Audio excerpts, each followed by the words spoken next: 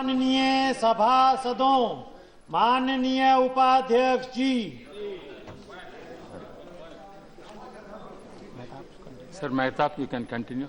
Like be very brief because other members also waiting. Try to be brief. Let him finish.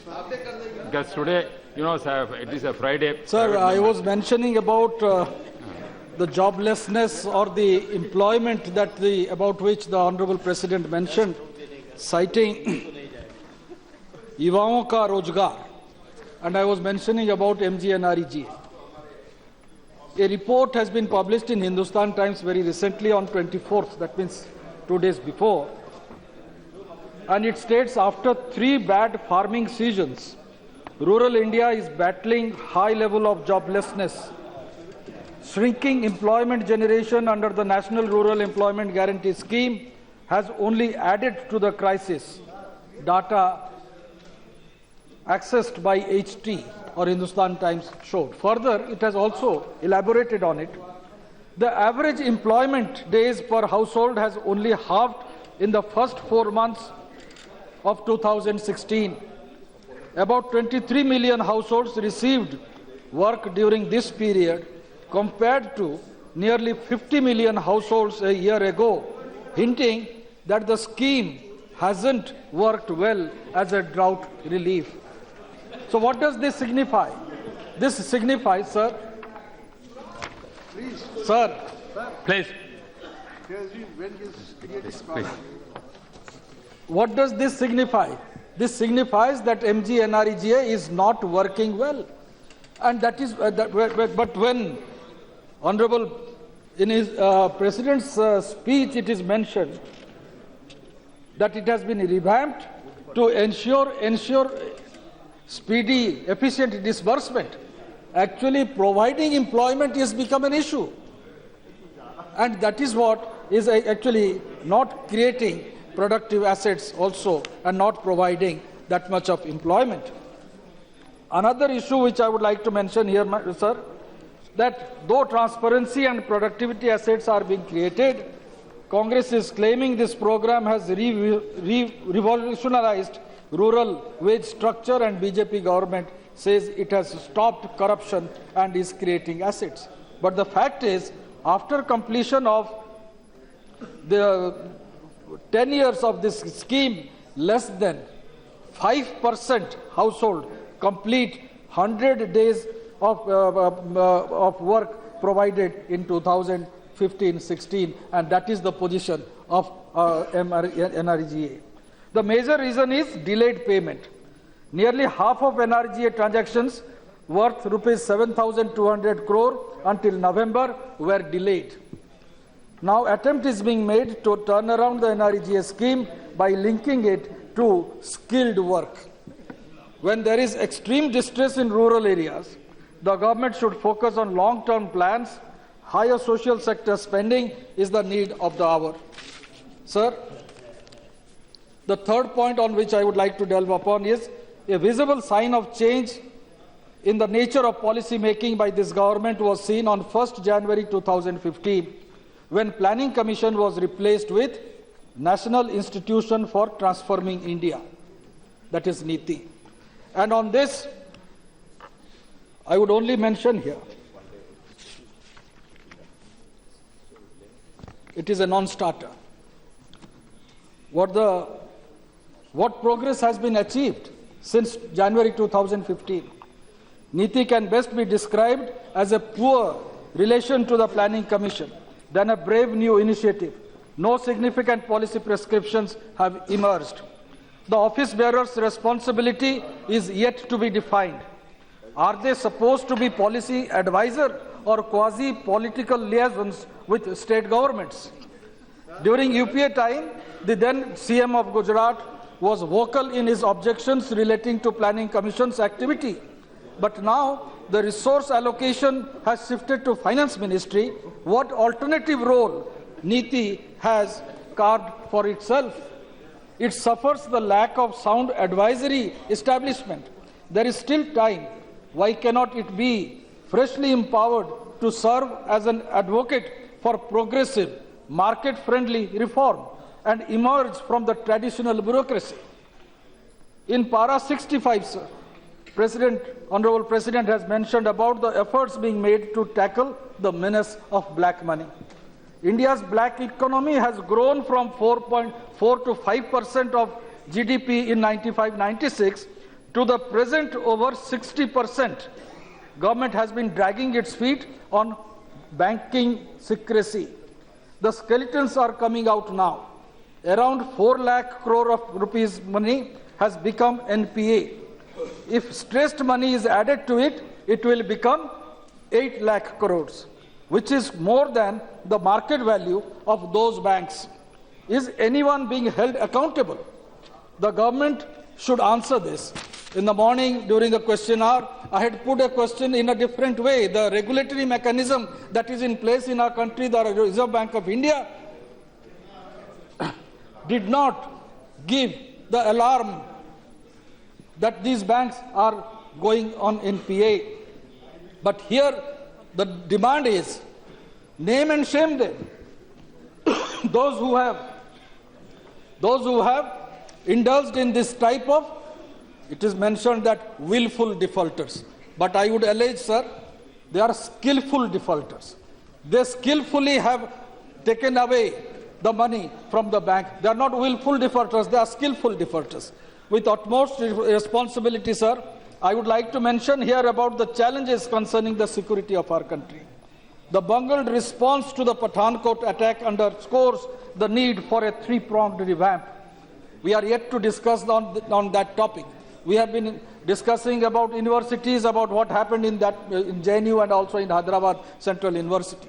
But more alarming situation is that of Pathankot attack. Not only the border was breached, but also the airbase was breached, for which the government has to answer.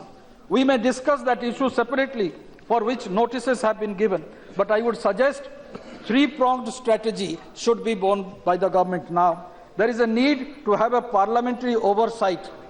There is a need for well-defined national security doctrine. And there is a need for an independent federal commission of accountability. I hope the government will respond to this issue. Long back, sir, Kautilya had propounded about governance.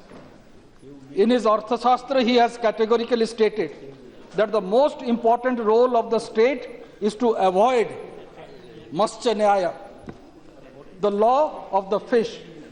And what does that signify? The bigger fish will eat away the small fish. And what is the role of the government? Role of the state. He states, Kautilya states, that the state must ensure defense, internal security, rule of law, and most importantly, have complete monopoly over violence within its territory. Kautilya advocated a government that actively provided public goods, regulated market, and encouraged public sector undertakings in sectors like mining. The text repeatedly states that self-restraint is the single most important attribute in a king. In other words, the Kautilya's ideal is a strong, quote, strong and limited state. The state should not indulge itself in everything. I am of the opinion, sir. I am of the opinion, sir, that the first thing to be done is in our country would be to fix the judicial system. Nobody is talking about it. And this is the forum where we should deliberate and discuss. We have to fix the judicial system. There are about 32 million pending cases as the epitome of Matsya Nyaya. Kautilya would have thought that the delivery of justice is more important for the welfare of the poor than any subsidy scheme. Second, invest heavily in the internal security to sternly put down violence from terrorists, Maoists, criminals, and mobs of various shades. Thirdly, attempt a dramatic simplification of taxes, regulations, and the administrative structure. These three major administrative changes were effected by Kautilya when the empire was in the making under Chandragupta Maurya. But 2 generations later, I was never a student of history, sir. But while understanding the statecraft of that era, I think it is now necessary to repeat what had happened during that time. It was during Chandragupta Maurya's time when Kautilya had given that treaty of Arthashastra. But after 2 generations, when under Ashoka, Emperor Ashoka says in his inscriptions that he considers his subject as his children, and explicitly states that his officials, his bureaucracy, are like nannies, nurses, dhais, meant to look after them. There is a transformation. Here you see the transformation. No wonder overextended Ashokan state caused the Mauryan Empire to disintegrate from rebellion and fiscal stress while the emperor was still alive. We don't read this in history book. That why did during Ashoka's period the empire shrunk? We read about the expeditions that were made by Buddhist monks, expansion of Buddhism to other far-flung areas. But what was the statecraft? The statecraft that was envisioned by Kautilya had made a turnaround during Ashoka's time. And that's why there were rebellions all around. And it was very difficult for him to have control over his empire and to bring in normalcy. Nehruvian thinking in the 20th century led the Indian Republic to follow the Ashokan model for 66 years.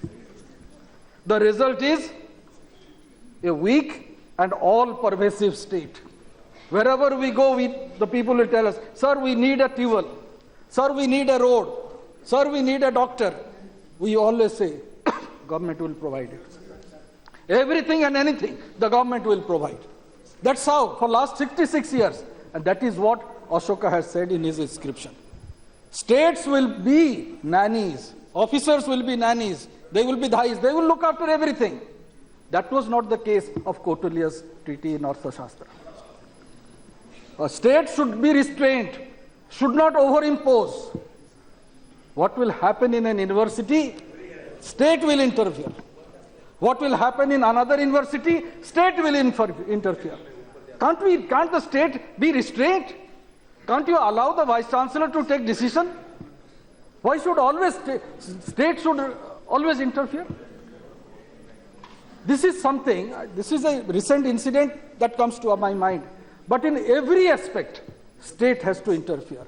And the expectation of the people is state has to do everything. That is actually weakening the statecraft of our country. Coming to disbursement of funds to states to handle disaster, I would like to mention here that we were told 13,000 crores of rupees have been released. But I have letters. You said the state must not interfere. It's a good sense I can accept. At the same state is not, court is interfering. Court is giving direction to all governments. That's what I said. Governments are facing the same problem. Anything that somebody is going to the court and get the thing is going on. I don't think we have quorum, sir, in the house. Yeah. आप गिन लो. No. आप गिन तो लो. Continue. The house कैसे चलेगा, sir? Sir, we need quorum in the house, sir. Half day दे दो. Sir, we must have quorum in the house for the house to run. Half day. Sir, please ask the government, sir. There is no quorum in the house. Sir, we can do a count, sir. There is no quorum. Half day declare कर दो, sir. You are insisting you want to count? Please do. You want to count it? I'll retract my statement if there is quorum. Yes, sir, we are supporting. Yes, sir. Give the ring. ये तो अच्छा याद रहेगा सबको. आपकी है सदन चलाना है तो कम से कम आपके सदस्यों में याद रहेगा मतलब Only two.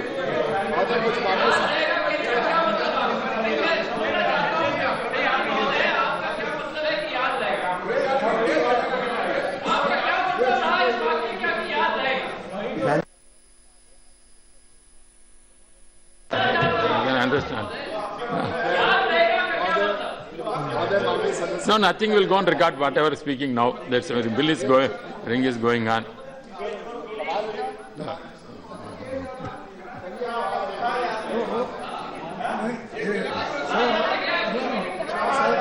Sir, always their Prime Minister, our Prime Minister says the opposition. Sir अभी तो हाउस बंद है Now, अभी तो हाउस बंद है हम तो ऑर्डर किया कॉल किया उन्होंने अब आपने से कुछ बोलते सर आप भी मदद कर रहे हैं आप भी मदद कर रहे हैं हाउस चला के आप भी मदद कर रहे हैं घंटी बजा दिया पहले भी कोरम था तभी शुरू हुआ कोरम होने के बाद में हाउस शुरू हुआ बाद में आते जाते रहते हैं sir we'll come back adjourn for don't adjourn no, I am not joining the 5 minutes.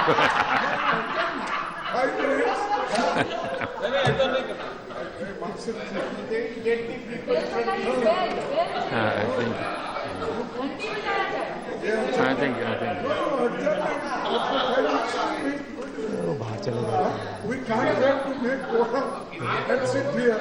No, bell is going on. Bell is going on. After that only I can.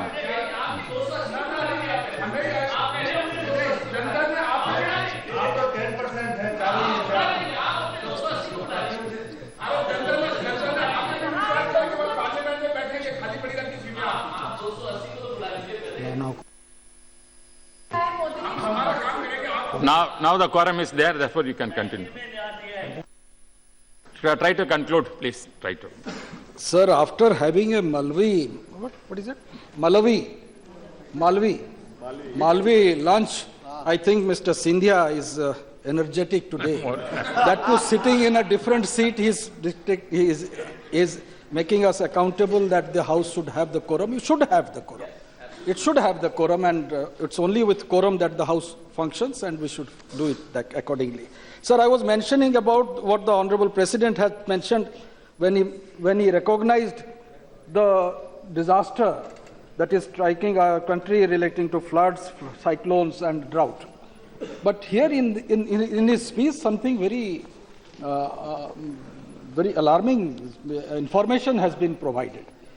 Rupees 13,000 crore has been released under State and National Disaster Response Fund. I'm not challenging this. But the information is, sir, the information that I have in my hand is that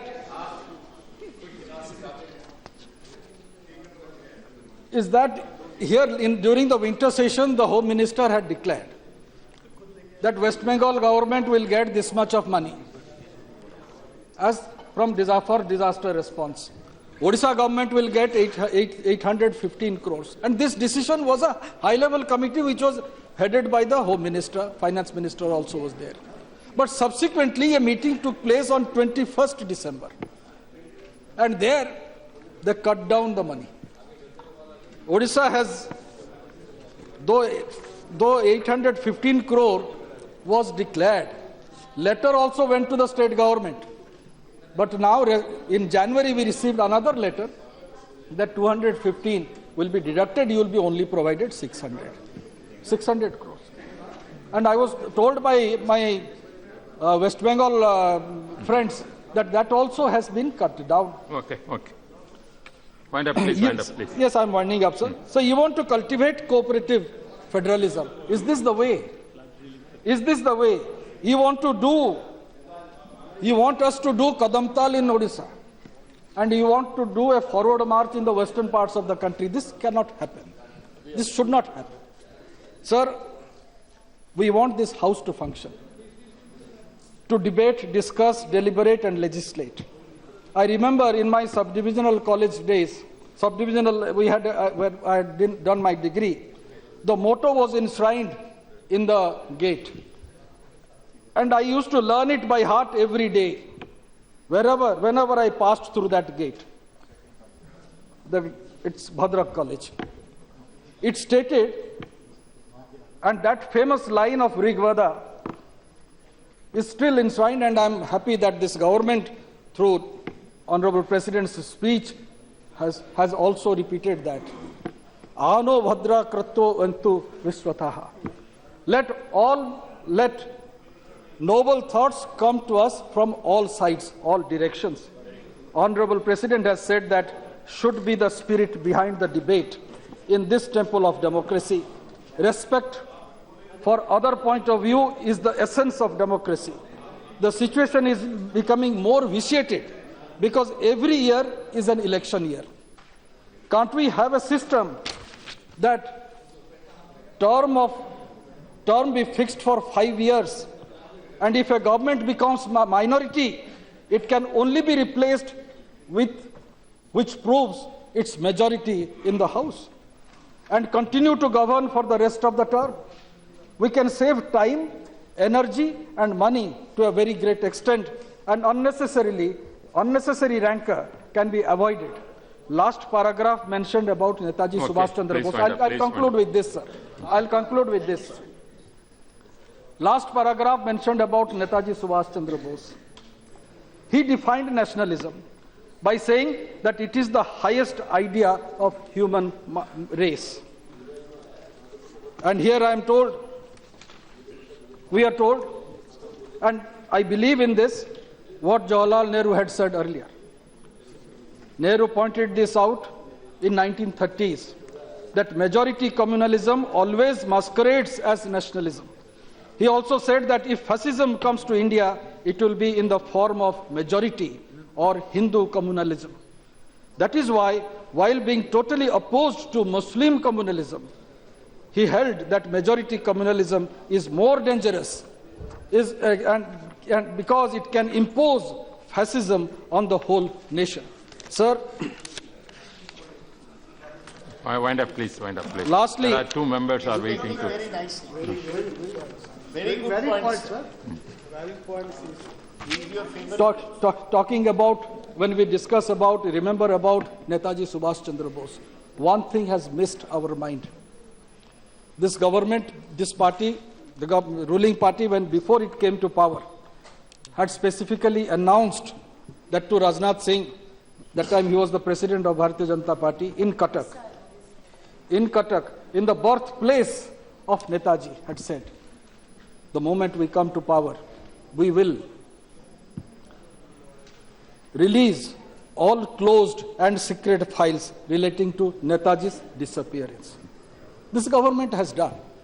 Last 23rd January, 100 files have been released, which were secret, which were closed files. I was hoping, many of us in this country who love Netaji were hoping that the top secret files would throw some light on his disappearance. West Bengal government also released certain files. Unfortunately, sir, or fortunately, there was no scoop. The 17,000 pages contained in 100 files released by Prime Minister covered period from 1956 to 2013. The real revelation, which I would say within quote, real revelation, which was so jealously guarded as secret, as top secret, as closed, files contained nothing new, which could endanger, mark my words, sir, which could endanger the security of India. Nothing to jeopardize India's foreign relations. What we were hearing since our school days and college days, that Soviet Union, Japan, they will go against us once we release these files. Where are those files? These 17,000 pages does not reveal anything that was not known to us. Right, all right. Oh. Sir, Netaji, sir. nothing which could have forced Russia or Japan to break their diplomatic relations with Delhi. Then why was this pretext was given for decades since Nehru's time, since Indiraji's time, during Rajiv Gandhi's time? Why? Is it a joke? What about India time? During Vajpayee's time, Mukherjee Commission was established. And Mukherjee Commission said there was no accident. There was no accident in that Formosa island. So why do you, we have to understand why this amount of secrecy was being maintained. Ultimately, or is there something else? Whatever it may be, it is a very sad one. Sir, lastly, I would just mention about the selected amnesia that some suffers when they try to express themselves on a given context, whether there is a political compulsion or political ego, I do not know. But when certain historical facts are portrayed out of context, one does not do justice to the person who is being quoted. I refer to the quotation of Sri Aurobindo that was given yesterday by learned Professor Sugata Basu. He's a professor of history. Lord Wavell had proposed for a confederation, loosely framing a confederation of states, and this idea was before the partition took place. The idea was not to partition the country. That idea was supported by some, including Sri Aurobindo, who had undergone the trauma of partition of Bengal. When we talk of India of today, we talk of India after 1947, after the amalgamation of princely states in the Union of India, after India became a republic in 1950, after Goa and later Sikkim became a part of India.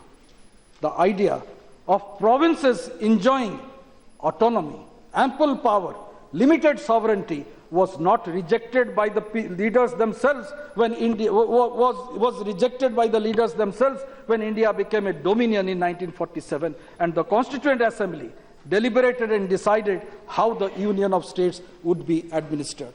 Therefore, it is imperative, sir, to remember very clearly that our Parliament has resolved that Jammu and Kashmir is an integral part of India. Nobody, I mean nobody, should cultivate a thought of sovereignty of any province. That would be nothing but sedition. Thank you, sir. Wow, very good. Sri Anand Rao Adisul.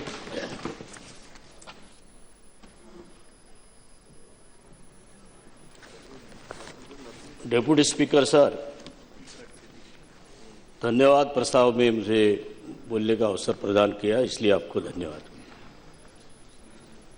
संवैधानिक प्राविधान और परंपरा के अनुसार budget सत्र के पहले माह महीन राष्ट्रपति का अभिभाषण हुआ। उनके प्रति धन्यवाद देने के लिए जो धन्यवाद प्रस्ताव श्रीमती लेखी जी ने इनिशिएट किया, श्रीमती बादल जी ने सेकंड किया। कल कांग्रेस के सदन के नेता आदरणीय खड़गे साहब ने भी अपने विचार रखे, लेकिन कल शाम को जब भी हमारे पार्लियामेंट्री अफेयर्स मिनिस्टर आदरणीय वेंकैया नायडू जी ने सवा घंटे में पूरे भाषण का विश्लेषण किया, मुझे तो लगा कि बोलने जैसी कुछ बात रखी है या नहीं रखी है, लेकिन आज आपने मुझे अवसर दिया। जो नारा हमारे प्रधानमंत्री जी ने शुरू में दिया, सबका साथ सबका विकास, इससे शुरुआत अपने भाषण के राष्ट्रपति जी ने की और 3 बिंदु प्रमुख उनके भाषण के हैं। एक, गरीबों की उन्नति, किसानों की समृद्धि और युवाओं का रोजगार। एक गौर से मैं जब उनका भाषण सुन रहा था और आदरणीय माननीय राष्ट्रपति जी को मैं 19-20 साल ये सदन में देखते आया हूं। थोड़ी एक पुरानी याद मेरे दिल में आई कि जब भी आज़ादी के लिए 1885 में दादा भाई नौरोजी के अध्यक्षता में कांग्रेस बनी, जिसमें सरदार वल्लभ भाई पटेल जी थे, महात्मा गांधी जी थे, पंडित जवाहरलाल नेहरू जी थे, ऐसे बड़े बड़े नेता थे। और जब भी हमें आज़ादी मिली तो एक महत्वपूर्ण संदेश महात्मा गांधी जी ने दिया था अपने पार्टी को, जो कारण के लिए कांग्रेस बनी। तो अभी स्वतंत्रता हमने पाई है, आज़ादी पाई है, अभी कांग्रेस को डिसॉल्व करो, नहीं तो भविष्य काल में वो बदनाम हो जाएगी। और वही बदनामी के तौर पे कांग्रेस चल रही है। हमने अभी अभी जो लोकसभा का चुनाव हुआ उसमें देखा, उसमें से एक बड़ी बात मुझे यहां रखनी है। हमारे पूर्व कांग्रेसी नेता, उनका सीना भी चौड़ा था और दिल भी बड़ा था। जब भी 11वीं लोकसभा में श्रद्धेय अटल जी की सरकार बनी, मैं पहले तभी चुन के आया था, और पहले दिन ही उन्होंने अपने भाषण में कहा, उनके भाषा में बोल रहा हूं मैं, श्रद्धेय अटल जी के, कि मेरे बहुत से भाषण सुनने के बाद एक दिन स्वर्गीय पंडित जी जवाहरलाल नेहरू जी ने बताया था, एक दिन आप ये देश के प्रधानमंत्री बनोगे। इसलिए मैं बोल रहा हूं कि उनका सीना भी चौड़ा था, दिल भी बड़ा था। विपक्ष में बैठे हुए आदमी को ये तरीके से उद्धृत करना, ये भी एक बड़ी बात होती है। वही मैंने पाया जब हमारी महामहिम राष्ट्रपति जी बोल रहे थे, उनके बातों में एक सरकार के प्रति एक आदर था, और जो सरकार ने काम किया उसका भी उल्लेख बार बार एक दिल से कर रहे थे। तभी मुझे ये याद आया था कि ये किस्सा मुझे याद आया था। बात यह है कि जब ये 3 बिंदु के ऊपर उन्होंने भाषण किया, तो यहां बहुत से, जैसे कल रिपीटेशन होना अच्छी भी बात नहीं, मैं मानता हूं, कुछ हमारे साथी लोग ने कुछ बातें रखी, लेकिन एक बात मैं बोलना चाहता हूं। और एक, देश में जब भी राष्ट्रपति बनते हैं, प्रधानमंत्री बनते हैं, लोकसभा या राज्यसभा के सभापति अध्यक्ष बनते हैं, तभी वो कोई पक्ष के नहीं होते, वो पूरे राष्ट्र के होते हैं। और उनके प्रति जो आदर हमने दिखाना चाहिए, तो कई वक्ता के भाषण में मुझे नहीं दिखाया गया। जैसे एक वक्ता ने अभी मन की बात में बकबक होती है, मैं रिस्पेक्ट करता हूं आदरणीय खड़गे साहब का, लेकिन कल उन्होंने भी एक नक्कल की, हमारे प्रधानमंत्री बेंच कैसे थपाथप रह रहे थे। ये होना नहीं चाहिए ऐसा, कि उनसे भी मैं बहुत छोटा हूं, लेकिन जो लगता है मुझे कि ये नहीं होना चाहिए। ये लोग के प्रति एक आदर हमारा होना चाहिए कि देश के ये नेता है। जब वो कोई भी देश में जाते हैं तो भारत का प्रधानमंत्री कहा जाता है, भारत के राष्ट्रपति कहा जाते हैं, कोई पक्ष के पार्टी के नहीं कहा जाते। जी जी, वाई नॉट, बिल्कुल। ये आपका मैं आदर करता हूं, क्योंकि आप बहुत बड़े नहीं कोऑपरेटिव मूवमेंट में भी रहे, लेबर मूवमेंट में भी है, और अटल बिहारी वाजपेयी साहब के समय से आज तक आप इस सदन में हैं। मैं तो परसों आया हूं, लेकिन मैं ये पूछना चाहता हूं, इस देश के प्रधानमंत्री जी जब बाहर के देश में जाते हैं, बाहर देशों में जाते हैं, क्या ये उचित है कि हमारे पहले के प्रधानमंत्रियों को और यहाँ के पार्टी की निंदा करना? अरे हर जगह उन्होंने ये कहा है कि ये सरकार हमारी, अब जो सरकार आई है, हमारी जो अब सरकार आई है, ये सरकार बहुत ठीक है, और जो पहले जो भी सरकारें थी आपको मालूम है वो काम नहीं करते थे, वो करप्शन था, वो था, ऐसी चीजें। जब सुनिए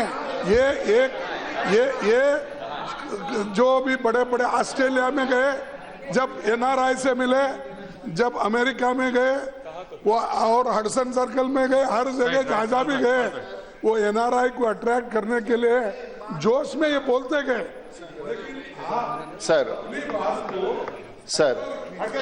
खड़गे साहब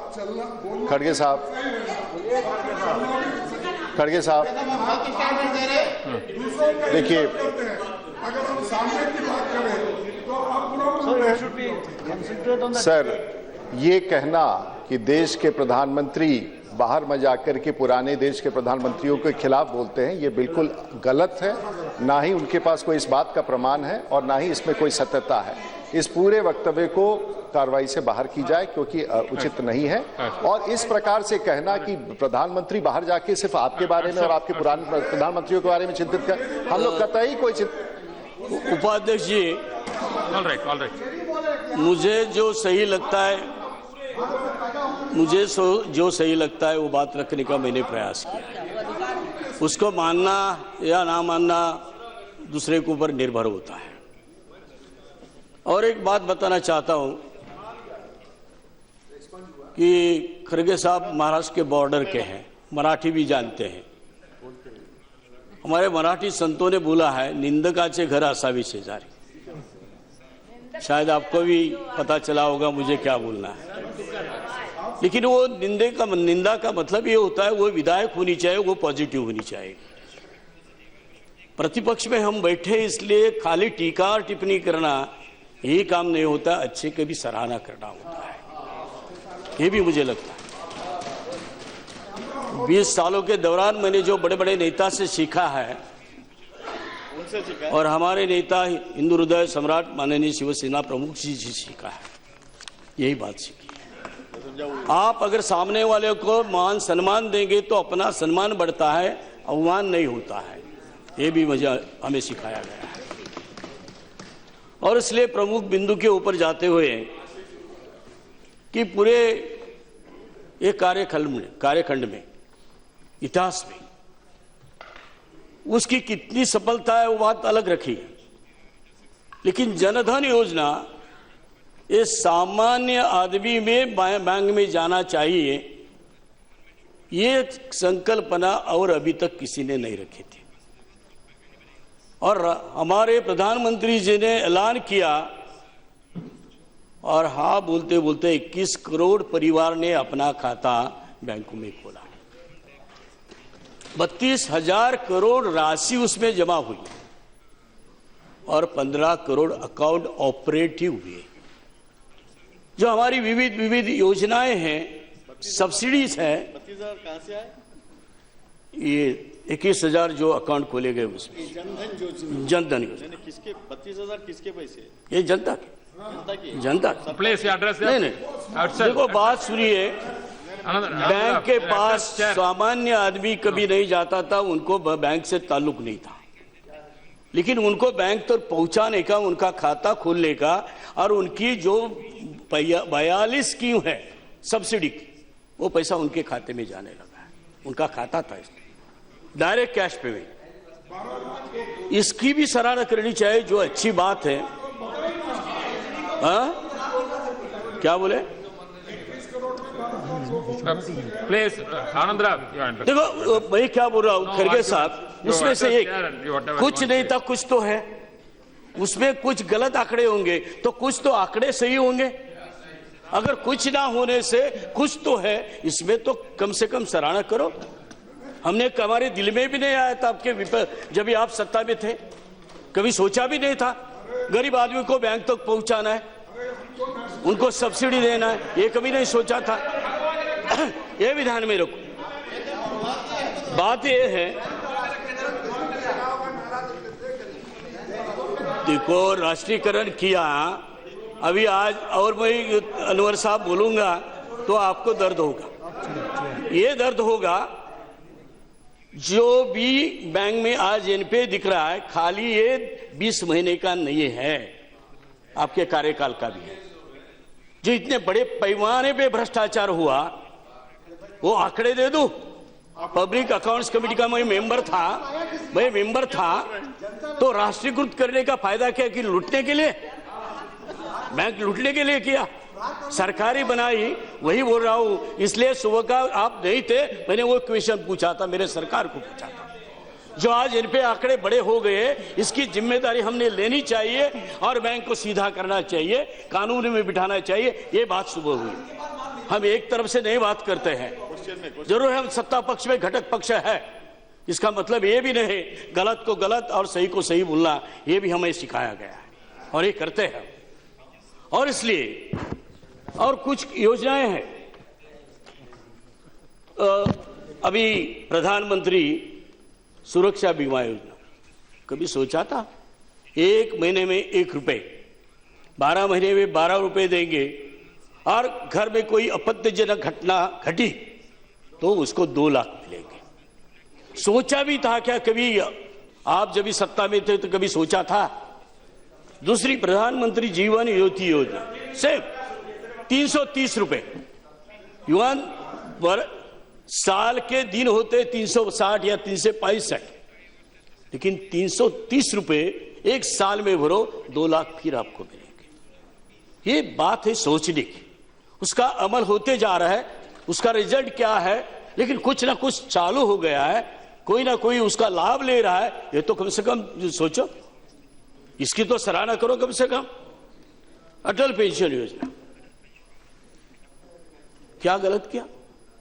जो सामान्य आदमी है, गरीबी रेखा के नीचे है, उसको अगर भविष्य में कोई ऐसा आपत्ति आई तो योजना के माध्यम से उसके परिवार को पेंशन मिलेगी। यह भी नहीं सोचना है हमने। बात ऐसी तो बहुत सी बातें हैं कि जो बातों में सही माने में दम है। अभी इसकी दूसरी भी एक साइड है, लेकिन उसमें जाने के पहले मैं ये बताना चाहता हूं। अभी टेक्सटाइल इंडस्ट्री, एक एम्प्लॉयमेंट जनरेशन करने वाले एक इंडस्ट्री टेक्सटाइल इंडस्ट्री है।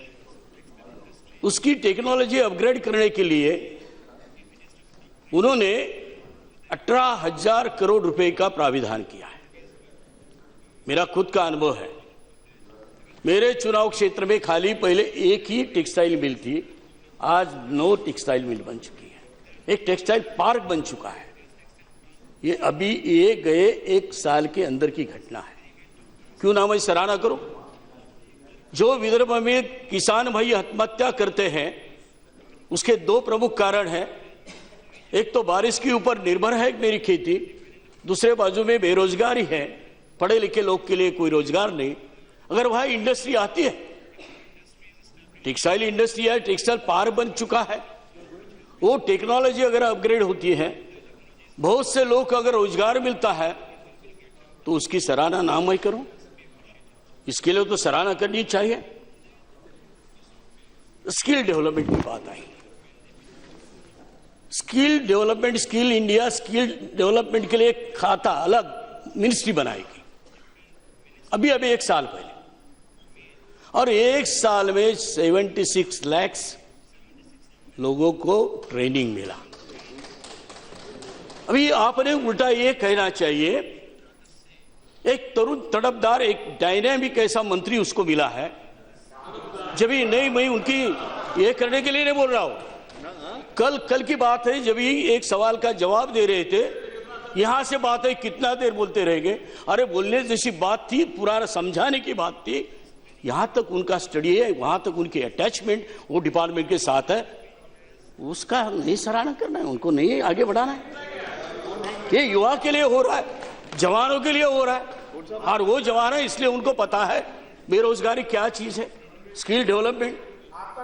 76 लाख लोगों को ट्रेनिंग दे चुके हैं। आज पूरे जितने भी हो रहे हैं ना, जिसको भी नौकरी मिल रहा है, प्लीज डेवलपमेंट मिलेगा। देखो मतलब ये है, इसका कारण आप समझ के लीजिए, जो अनस्किल्ड है उसको सेमी स्किल्ड बनाना है, जो सेमी स्किल्ड है उसको स्किल्ड बनाना है, तभी उनको नौकरी मिलेगी। और ये मेरा दावा है, अनुभव भी है। अभी जो टेक्सटाइल की मैंने बात की, वो मिल में अभी खुद मैंने तो भाई कल मुझे प्रश्न सप्लीमेंट्री पूछना था कि आपने हर डिस्ट्रिक्ट में एक स्किल्स डेवलपमेंट सेंटर खुलवाने का कल ऐलान किया, लेकिन जो भी हमारी पब्लिक सेक्टर कंपनी है, प्राइवेट सेक्टर कंपनी है, उसको भी अगर बोलेंगे आपके रिक्रूटमेंट के पहले आप ये स्किल डेवलपमेंट सेंटर खोलिए और उनको ट्रेनिंग दे दीजिए और अपने यहाँ लीजिए, ये भी हो सकता है। ये मैंने उनको बोल दिया, वही होना चाहिए। पूरे टेक्सटाइल इंडस्ट्री को मैंने इकट्ठा करके उनको बोला आप अभी स्किल डेवलपमेंट, जैसे हमारे यहाँ मिसाइल फैक्ट्री खोलने जा रहे हैं, तो उन्होंने पहले ऐसा ट्रेनिंग दिया, 40 लोग को एडवर्टाइजमेंट देकर ट्रेनिंग दिया, अभी उनको कोई आपत्ति नहीं, उनको इजी रोजगार मिलेगा जब भी चालू हो जाएगी। ये तो ये मतलब समझने की बात है। बात यह है, ये अभी बात आपको छोटी लगती होगी, कभी मन में आए ध्यान में आए, योगा तो सालों से चलते आया है, लेकिन इंटरनेशनल योगा डे अभी हमने सबने देखा, हर डिस्ट्रिक्ट में, हर चुनाव क्षेत्र में जितने भी सांसद थे उन्होंने अपने अपने यहां योगा का प्रोग्राम सेलिब्रेशन किया, और खुद प्रधानमंत्री जी ने हमारे यहां हमारे कौन सा रोड अपना राजपथ पे, वहां उनको नेतृत्व में हुआ। ये छोटी बात है, योगा का महत्व साधारण महत्व आप जानते हैं। वो कार्यक्रम उन्होंने हाथ में दिया, नहीं वो करते थे एक अलग तरीके से, लेकिन जब ये प्रधानमंत्री करते हैं, प्रधानमंत्री ने झाड़ू हाथ में लिया, भारत स्वच्छता अभियान चलाया, बहुत लोग अभी झाड़ू हाथ में लेने लगे। नेता क्या करते हैं उसके ऊपर निर्भर होती है जनता क्या करती है, उसकी ये एंगल से देखिए नेता क्या कर रहे हैं। अलग अलग कल ये भी टिप्पणी हुई, ये प्रधानमंत्री वो प्रधानमंत्री, वो योजना प्रधानमंत्री के नाम पे, वो योजना प्रधानमंत्री के नाम के, 8 योजनाएं प्रधानमंत्री। अरे प्रधानमंत्री के नाम पे, नरेंद्र मोदी के नाम पे नहीं है। तो ऐसी श्रद्धेय अटल जी ने प्रधानमंत्री ग्राम सड़क योजना लाई, आज ही वो योजना को प्रधानमंत्री ग्राम सड़क योजना ही हम बोलते। 10 साल तो हमारे प्रधानमंत्री नहीं थे, लेकिन हमारे इसलिए थे, ये देश के प्रधानमंत्री थे आदरणीय मनमोहन सिंह जी, लेकिन योजना का नाम प्रधानमंत्री सड़क योजना है। एक आपत्ति उठाना है 8 योजना प्रधानमंत्री के नाम पे, ये मुझे अच्छा नहीं लगा। सही माने में समय होते जा रहा है, इसलिए मैं अभी मैंने 3:30 बजे, देखो एक मुझे पता है प्राइवेट मेंबर बिल का मुझे महत्व मालूम है, 7 मिनट बचे हैं, ये मुझे पता है। मनमोहन सिंह योजना कुछ है नहीं है ना? मनमोहन सिंह योजना कुछ भाई आप बोलेंगे ना तभी जरा सब बातें उठा दीजिए। पूछ रहा हूँ, याद नहीं आपको, बता रहे तो। एक जो अभी प्रधानमंत्री ग्राम सड़क योजना की बात हो रही है, उसको हमने महात्मा गांधी जोड़ा है, हमें कोई आपत्ति नहीं, अच्छा नाम जोड़ा है। लेकिन यहाँ हमारे मंत्रीगण बैठे हैं, प्रमुख रूप से हमारे parliamentary affairs minister, state minister बैठे हैं। ये प्रधानमंत्री ग्राम सड़क योजना कम से कम मेरे राज्य में तो गए 2 साल से ठप्प पड़ी है, 2 साल से ठप्प पड़ी है, उसका काम नहीं हुआ। ये भी देखना जरूरी है, इसका कारण प्रमुख ये है, पहले वाली अघाड़ी सरकार, ये भी बताना चाहता हूँ, राष्ट्रवादी कांग्रेस की सरकार थी, 1700 करोड़ के प्रस्ताव के बदले उन्होंने 27,000 करोड़ के प्रस्ताव भेजे, टेंडर निकाले, जो भी उनका हिस्सा था निकाल लिया, और पैसा तो खाली जाने वाला तो 1700 करोड़ का। तो आज उनके ठेकेदार का जो है कॉन्ट्रैक्टर का उसका पैसा नहीं दिया, इसलिए कोई भी कॉन्ट्रैक्टर आगे आ नहीं रहा है। ये बात कैसे हैंडल करना है अभी सरकार के ऊपर निर्भर है। एक प्रमुख रूप से मैं और एक बात उठाना चाहता हूं कि हमारे मराठवाड़ा और विदर्भा में, महाराष्ट्र के गए 15 साल से तो किसान भाई आत्महत्या करते ही आए हैं और उसमें और भी बढ़ोतरी हो रही है। हम प्रधानमंत्री सिंचन योजना लाए और भी कुछ लाए, जब तक वो एरिया में हम पानी कहां तो होनी चाहिए। अगर टिबक सिंचन लाना है, स्प्रिंकलर लाना है, लेकिन पानी तो होना चाहिए। जब तक वहां हर नदी में हम डैम नहीं बनाते, छोटे छोटे नाले से लेकर बड़े बड़े नदी तक जब तक नहीं बनाते हैं, तब तक ये प्रधानमंत्री सिंचन योजना कोई काम नहीं करेगी। और ये भी सरकार ने ध्यान में रखना चाहिए। अभी और एक बात, रुड़ जी आप यहाँ बैठे हैं, हमारे देश में गरीबी रेखा के नीचे तो बहुत से परिवार हैं और दुर्भाग्य ये होता है हमेशा बीमारी पहली हमारे गरीब लोग के घर में पहुंचती है। 2008 में हमारी यूपीए सरकार ने एक जन औषधि योजना लाई थी। मैंने जब भी अब केमिकल फर्टिलाइजर कमेटी का चेयरमैन बना हूं तो मेरे ध्यान में एक बात आई, जो भी जितनी भी औषधि है उसकी कीमत जो ओरिजिनल कीमत है उससे बाजार में 15 गुना, 16 गुना, 20 गुना दाम से बेची जाती है। इसलिए यूपीए सरकार ने एक लॉन्च की योजना, जन औषधि योजना 2008 में। वो योजना ये ऐलान किया था हर डिस्ट्रिक्ट में, यानी 536 डिस्ट्रिक्ट में उसी टाइम उसको एक एक की मान हम दुकान खोलेंगे। लेकिन दुर्भाग्य की बात यह है 181 दुकान खोले गए देश में, उसमें से खाली 84 यानी 84 दुकान खाली चालू है। तो मैंने प्रधानमंत्री जी को लेटर लिखा था, आप जो भी योजना लॉन्च करते हैं तो जनता स्वीकारती है। यहां तक मैंने लिखा था, if anything comes from the horses mouth it is accepted by all. आपने भारत स्वच्छता अभियान लाया, आपने जनधन योजना लाया, आपने बीमा योजना लाया, जो योजना लाई है अपने लोग ने स्वीकार किया। तो आप अगर जन औषधि योजना फिर रीलॉन्च करेंगे, हर ब्लॉक में अगर हम खोलेंगे तो कम से कम 3-4 हजार दुकानें हमारे देश में निर्माण हो जाएगी। और अगर हर तरीके की दवा अगर वो दुकान में रखेंगे तो गरीब लोग को उसका बहुत अच्छा लाभ मिलेगा। ये भी एक ध्यान में रखने जैसी बात है। महाराष्ट्र कर्नाटक खड़गे साहब का और हमारा झगड़ा, सीमा का झगड़ा बहुत सालों से चालू है और वहां की सीमावासी जो हमारी है, महाराष्ट्र एकीकरण समिति के नाम से चुनाव लड़ते हैं। वहां की पंचायत को हो, जिला परिषद हो, नगर परिषद हो, महानगर पालिका हो, सभी चुनाव जीतते हैं यही नाम पे। लेकिन उनके ऊपर जो अत्याचार होता है कर्नाटक गवर्नमेंट से, तो अंग्रेज भी ऐसा अत्याचार नहीं करते थे, ऐसा होता है। कौड़ा साहब आप भी ध्यान में रखिए।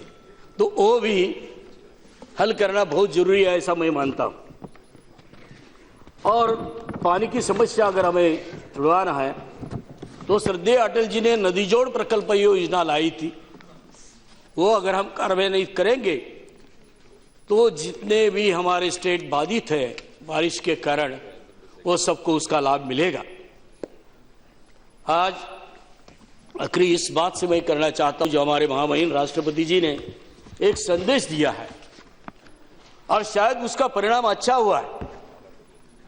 ये हाउस पहले दिन से अच्छा चल रहा है ये संदेश दिया और parliament reflects the supreme will of the people, democratic temper calls for debate and discussion and not destruction. ये बहुत अच्छा संदेश दिया है, इसलिए मैं महामहिम राष्ट्रपति को बहुत बहुत धन्यवाद देता हूं।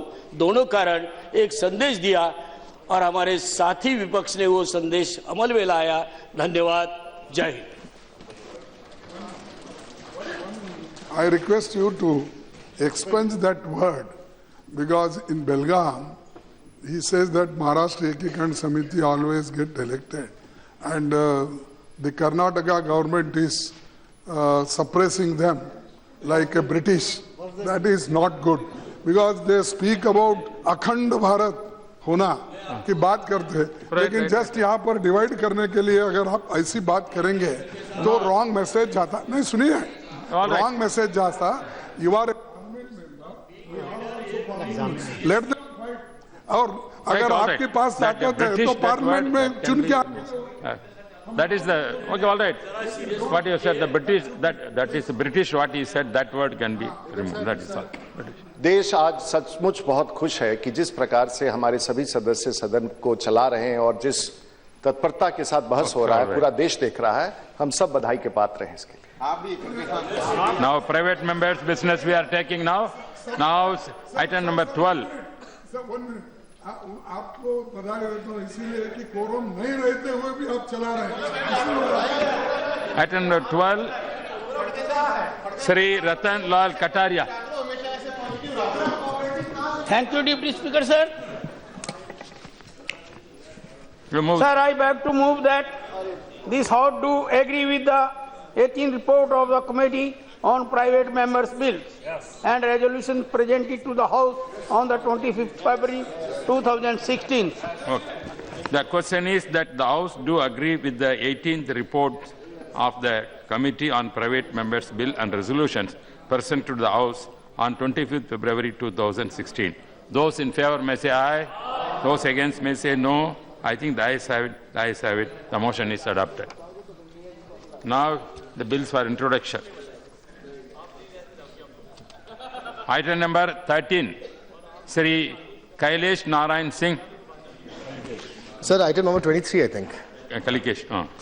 Sir, I beg to move for leave to introduce a bill to set a target for the reduction of targeted greenhouse gas emissions, to establish a national committee on climate change, to provide for carbon budgeting and carbon trading schemes, and to encourage other such activities to reduce greenhouse gas emissions and for matter connected therewith or incidental thereto. The question is that the leave be granted to introduce the bill. Those in favor may say aye. Those against may say no. I think the ayes have it. The ayes have it. The leave is granted. The honourable member now introduce the bill. Item number 14, Sri Kalikesh Narayan Singh. Sir, I beg to move for leave to introduce a bill to provide for special financial assistance to the state of Odisha for the purpose of promoting the welfare of scheduled castes, scheduled tribe and other backward section of people, welfare of agricultural labourers, assistance for relief and restoration of damaged infrastructure in the state due to recurrent natural calamities, and for the development, exploitation and proper utilization of its resources. The question is that leave be granted to introduce the bill. Those in favor may say aye. Those against may say no. I think the ayes have it. The ayes have it. The leave is granted. Honourable member may now introduce the bill. Item number 15, Sri Kalikesh Narayan Singh. Sir, I beg to move for leave to introduce a bill to set up an authority for registration of lobbyists, to provide for disclosure of lobbying activities that influence legislative and executive decisions, making in order to increase transparency in governance and for matters connected therewith. The question is that leave be granted to introduce the bill. Those in favor may say aye. Those against may say no. I think the ayes have it. The ayes have it. The leave is granted. Honourable member may now introduce the bill. Item number 16, Sri Prem Das Roy. So I beg to move for leave to introduce a bill to provide for a comprehensive inspection control policy and antimicrobial stewardship program for hospitals and other healthcare facilities to prevent and control the incidence of hospital-acquired infections, mandatory reporting for such infections and for matters connected therewith. The question is that leave be granted to introduce the bill. Those in favor may say aye. Those against may say no. I think the ayes have it. The ayes have it. The leave is granted. Honourable member, and introduce the bill. I introduce the bill, sir. Item number 17. Item number 18. Item number 19. Sri Sushil Kumar Singh.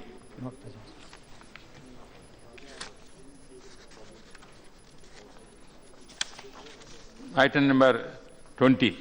Sri Jayadev Gala. Sir, I beg to move for leave to introduce a bill to provide for the establishment of a permanent bench of the Supreme Court at Guntur. The question is that leave be granted to introduce the bill. Those in favour may say aye. Those against may say no. I think the ayes have it. The ayes have it. The leave is granted. Honourable member now introduce the bill. Sir, I introduce the bill. Thank you. Item number 21. Sri P.P. Chowdhury. Sir, I beg to move for leave to introduce a bill further to amend Article 12 of the Constitution of India. The question is that leave be granted to introduce the bill. Those in favour may say aye. Those against may say no. I think the ayes have it. The ayes have it. The leave is granted. Honourable member may now introduce the bill. Sir, I introduce the bill. Item number 22, Sri P.P. Chowdhury. Sir, I beg to move for leave to introduce a bill further to amend Article 66 of the Constitution of India. The question is that leave be granted to introduce the bill. Those in favour may say aye. Those against may say no. I think the ayes have it. The ayes have it. The leave is granted. Honourable member may now introduce the bill. Sir, I introduce the bill. Item number 23, Sri Rajesh Pandey. Sir, with your kind permission, I beg to move for leave to introduce a bill to provide for the constitution of National Commission for sugarcane farmers and for the matter connected therewith and incidental thereto. The question is that leave be granted to introduce the bill. Those in favour may say aye. Those against may say no. I think the ayes have it. The ayes have it. The leave is granted. Honourable member may now introduce the bill. I introduce the bill, sir. Item number 25. With your kind permission, Sri Rajesh Pandey, 24. Yeah. With your kind permission, sir, I beg to move for leave to introduce a bill to control the growth of population in the country and for the matters connected therewith and incidental thereto. The question is that leave be granted to introduce the bill. Those in favour may say aye. Those against may say no. I think the ayes have it. The ayes have it. The leave is granted. Honourable member may now introduce the bill. I introduce the bill, sir. Item number 25, Sri Harish Chandra Meena. Not present. Item number 26, Sri C.B. Joshi. धन्यवाद उपाध्यक्ष जी। मैं प्रस्ताव करता हूं कि राजस्थान राज्य में स्थित पुरातत्व स्थलों और अवशेषों के उत्खनन सहित प्राचीन और ऐतिहासिक स्मारकों तथा पुरातत्व स्थलों और अवशेषों की मरम्मत, नवीनीकरण और परीक्षण की लागत को पूरा करने के लिए राजस्थान राज्य को विशेष वित्तीय सहायता का उपबंध करने वाले विधेयक को पुनर्स्थापित किया जाए। The question is that leave be granted to introduce the bill. Those in favour may say aye. Those against may say no. I think the ayes have it. The ayes have it. The leave is granted. Honourable member may now introduce the bill. मैं विधेयक पुनर्स्थापित करता हूँ। Dr. A. Sampath. Honourable Deputy Speaker, sir, with your permission, I beg to move for leave to introduce a bill to provide for the establishment of a permanent bench of the Supreme Court of India at Thiruvananthapuram, sir. The question is that leave be granted to introduce the bill. Those in favour may say aye. Those against may say no. I think the ayes have it. The ayes have it. The leave is granted. Honourable member, now introduce the bill. Sir, I introduce the bill, sir. To item number 28, Sri Prahalad Venkatesh Joshi. 29, 30.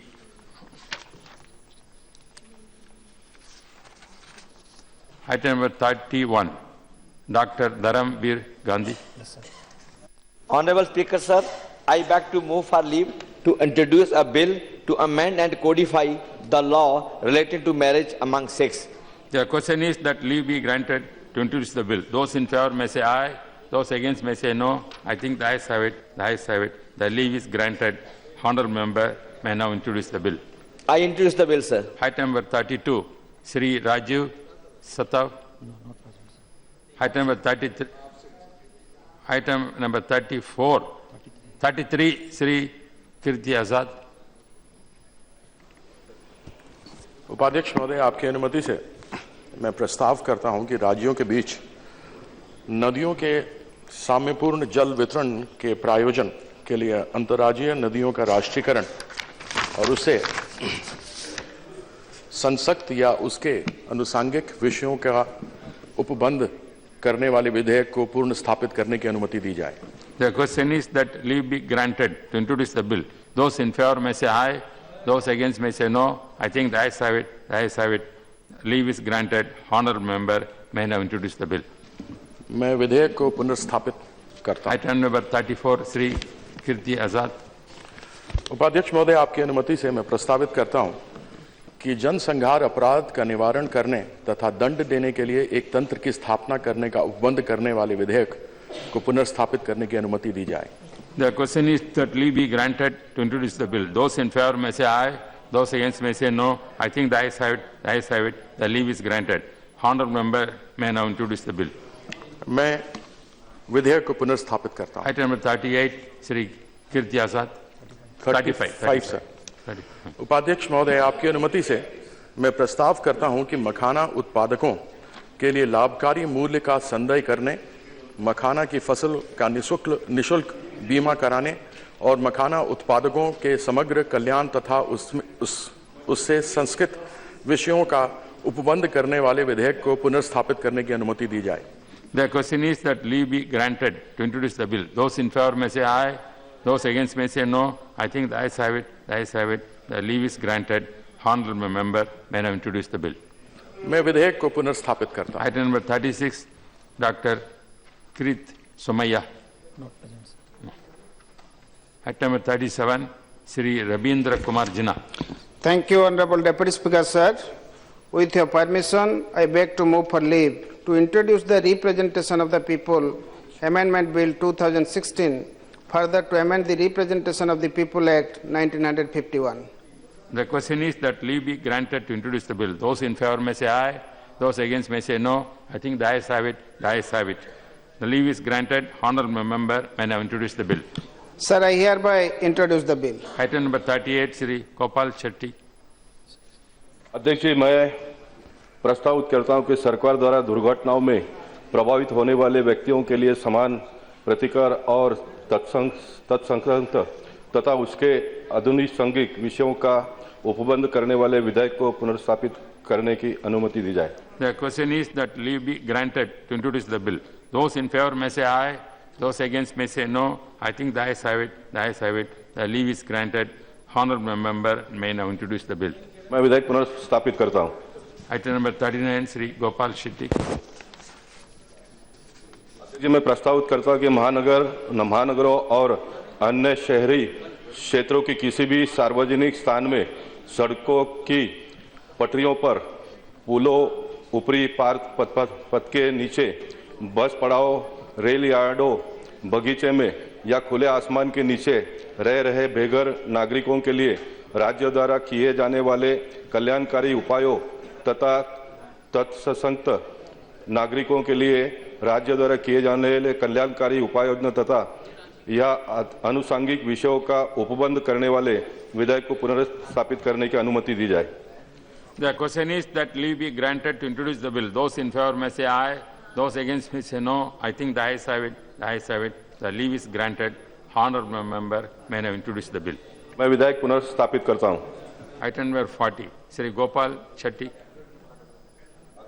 प्रस्ताव करता हूं कि महाराष्ट्र राज्य में अनुसूचित जातियों, अनुसूचित जनजातियों, अन्य पिछड़े वर्गों के लोगों के कृषि श्रमिकों के कल्याण को बढ़ावा देने, अवसंरचना और पिछड़े जिलों के विकास, इसके संसाधनों के दोहन और उचित उपयोग के प्रयोजनार्थ महाराष्ट्र राज्य को विशेष वित्तीय सहायता और उससे संबंधित विषयों का उपबंध करने वाले विधेयक को पुनर्स्थापित करने की अनुमति दी जाए।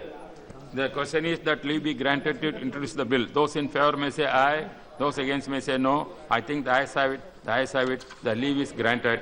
Honourable member may now introduce the bill. मैं विधेयक को पुनर्स्थापित करता हूं। Item number 41, Dr. Ramesh Pokhriyal. उपाध्यक्ष जी, मैं आपकी अनुमति से प्रस्ताव करता हूं कि भारत के संविधान का और संशोधन करने वाले विधेयक को पुनर्स्थापित करने की अनुमति दी जाए।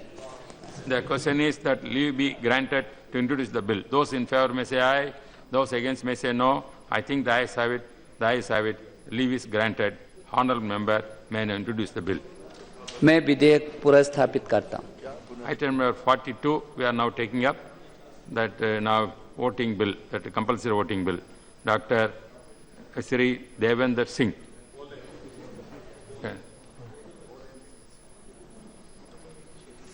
उपाध्यक्ष महोदय, आपने एक ऐसे विषय पर आज बोलने का अवसर दिया, पुनः जो लोकतंत्र का सबसे महत्वपूर्ण काम है, अनिवार्य मतदान की आवश्यकता जैसे महत्वपूर्ण बिल पर अधूरी चर्चा को आगे बढ़ाते हुए मैं कहना चाहूँगा कि भारत के देशभक्त और जागरूक नागरिकों के लिए यह देश जमीन का टुकड़ा भर नहीं है, बल्कि एक मंदिर है और इसको चलाने वाली मतदान आधारित लोकतांत्रिक व्यवस्था उनका धर्म है। महोदय, जिस तरह धर्म को थोपा नहीं जाता बल्कि संस्कारों के जरिए वह व्यक्ति के जीवन का अभिन्न अभिजात और अनिवार्य अंग बन जाता है, उसी तरह मतदान को हमें देश का राजनीतिक संस्कार बनाने की कोशिश करनी चाहिए। लेकिन इनके साथ एक विचारी प्रश्न यह भी है कि मतदान जिसे आम आदमी के भाग्य और भविष्य का सीधा सरोकार है, उसके प्रति चेतना का इतना अभाव आखिर क्यों है?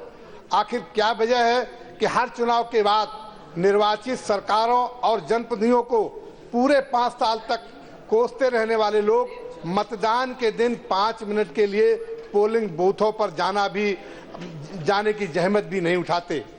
सोचना यह है कि आज़ादी के बाद ऐसे लोगों को प्रखर चेतन और उत्तरदायी बनाने के लिए आखिर हमने क्या किया।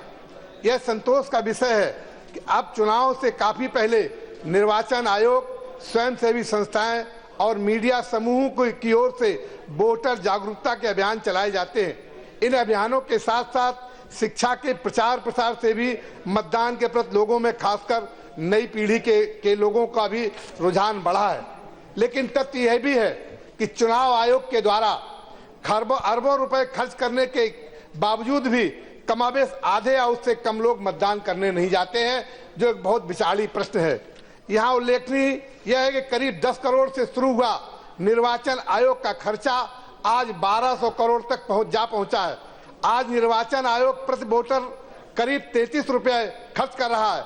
इसके बावजूद अगर आधे लोग मतदान में भाग लेते हैं तो ये खर्चा दोगुना अपने आप बढ़ जाता है। आदरणीय उपाध्यक्ष महोदय, दुनिया के करीब 32 ऐसे देश हैं जिन्होंने अपने यहाँ अनिवार्य मतदान की व्यवस्था कानून बनाकर लागू की। ऐसे कानून 1882 से लेकर 1904 तक बनाए जाते रहे। ये देश आबादी में भले ही छोटे हों, लेकिन अनिवार्य वोटिंग के कानून ने वहाँ के मतदान के प्रतिशत को बढ़ाया, जबकि America, Britain, Germany, Italy, France और ऑस्ट्रेलिया जैसे देश भारत की भांति स्वैच्छिक मतदान की प्रक्रियाओं का अनुपालन करते हैं। हमें सम्यक रूप से दोनों व्यवस्थाओं के गुण दोष के आधार पर विचार कर ऐसा मध्य मार्ग तलाशना चाहिए जिससे मतदान कानूनी डंडे से नहीं बल्कि आत्मप्रेरणा और संस्कार से बाध्यकारी बने। महोदय, मेरा मानना है कि जो लोग वोट नहीं देते उनकी संख्या मात्र 40 से 45% ही है। वह लोग वोट की कीमत नहीं समझ रहे, जिसे हमें समझना है। उन्हें बताना है कि इसके साथ देश का ही नहीं उनका अपना भी भविष्य जुड़ा है और यह बहुत जरूरी है। लेकिन महोदय, अगर हम सचमुच मतदान के जरिए सहभागिता को बढ़ावा देना चाहते हैं तो हमें मतदान के प्रक्रियागत तौर तरीकों पर भी गौर करने और उसमें आवश्यक सुधार तथा परिमार्जन करने की आवश्यकता है। महोदय, जिस दिन प्रतिदिन कारोबारी होते जा रहे देश के युवा और टेक्नोक्रेट भले ही देश प्रेम के जज्बे से भरे हों, राष्ट्रीय निर्णयों में सहभागिता की उनमें अधम इच्छा हो, लेकिन गर्मी, सर्दी, बरसात और लंबी मतदाता कतारों में धैर्यपूर्वक खड़े रह पाना और कई बार मतदान केंद्रों पर अशांति और कानून व्यवस्था की चुनौतियों से दो चार हो पाना उनके लिए असहज नहीं, संभव लगता है। ऐसे में क्या यह उपयुक्त नहीं होगा कि निर्वाचन आयोग सूचना और संचार क्रांति के इस युग में बैलेट और ईवीएम को, ई वोटिंग को अपनी प्राथमिकताओं में सबसे ऊपर लाए और इसके साथ ही निर्वाचन की अवधि को एक दिन या घंटों में बांधने के बजाय पखवाड़े या महीने भर के लिए उन्मुक्त रखा जाए, ताकि प्रशिक्षित और कारोबारी मतदाता अपनी सुविधा के अनुसार सुविचारित तरीके से अपना मतदान कर सकें। महोदय, मेरा मानना है जन चेतना के अभियानों को और घनीभूत, नियमित और निरंतर बनाते हुए अगर प्रक्रिया को सहूलतें बढ़ा दी जाएं तो देश का भविष्य बनाने और संवारने को उत्सुक युवा पीढ़ी खुद ब खुद मतदान प्रतिशत को अपेक्षाओं से ऊपर ले जाकर लोकतंत्र की मजबूती के प्रति गढ़ देगी, प्रतिमान गढ़ देगी और शायद अनिवार्य मतदान का कानून बनाने की आवश्यकता ही महसूस न हो। जबकि आवश्यक है कि जिस समय हम परतंत्र थे, इस देश में राजतंत्र हुआ करता था, राजतंत्र का राजा रानी के पेट से पैदा होता था, लेकिन आज लोकतंत्र में प्रजातंत्र का राजा मत पेटी से पैदा होता है। इसलिए इस महत्वपूर्ण जो लोकतंत्र का मंदिर है, इसके मार्फत, इसके मध्य आप सबके बीच में कहना चाहूंगा कि मतदान को अनिवार्य बनाने के लिए जो भी उचित व्यवस्था हो उसे हम सबको मिलकर करना चाहिए। धन्यवाद। श्री शौकत राय।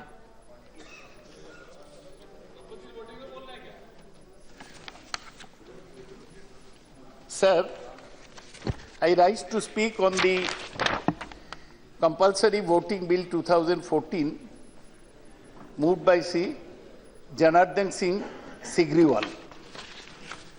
In his interest to make our democracy more effective, he has brought this bill where not voting may entitle fine of 500, 2 days imprisonment, forfeiture of ration card, to be rendered ineligible for contesting any election, be eligible for allotment of plot or a house in a government-owned organization, be ineligible to get loan, be ineligible for entitlement to any welfare scheme. And if the person is an employee of the government, he will be punished with forfeiture of 10 days salary, delay in promotion for 2 years. So our honorable member has tried to make democracy more effective by imposing coercive steps on the voter. So let me state at the outset that I am totally opposed to the bill. This bill goes against the basic spirit of democracy. And I don't know where from he has got this idea. I am told that in Gujarat some sort of compulsory voting was tried in panchayat elections. It has not succeeded.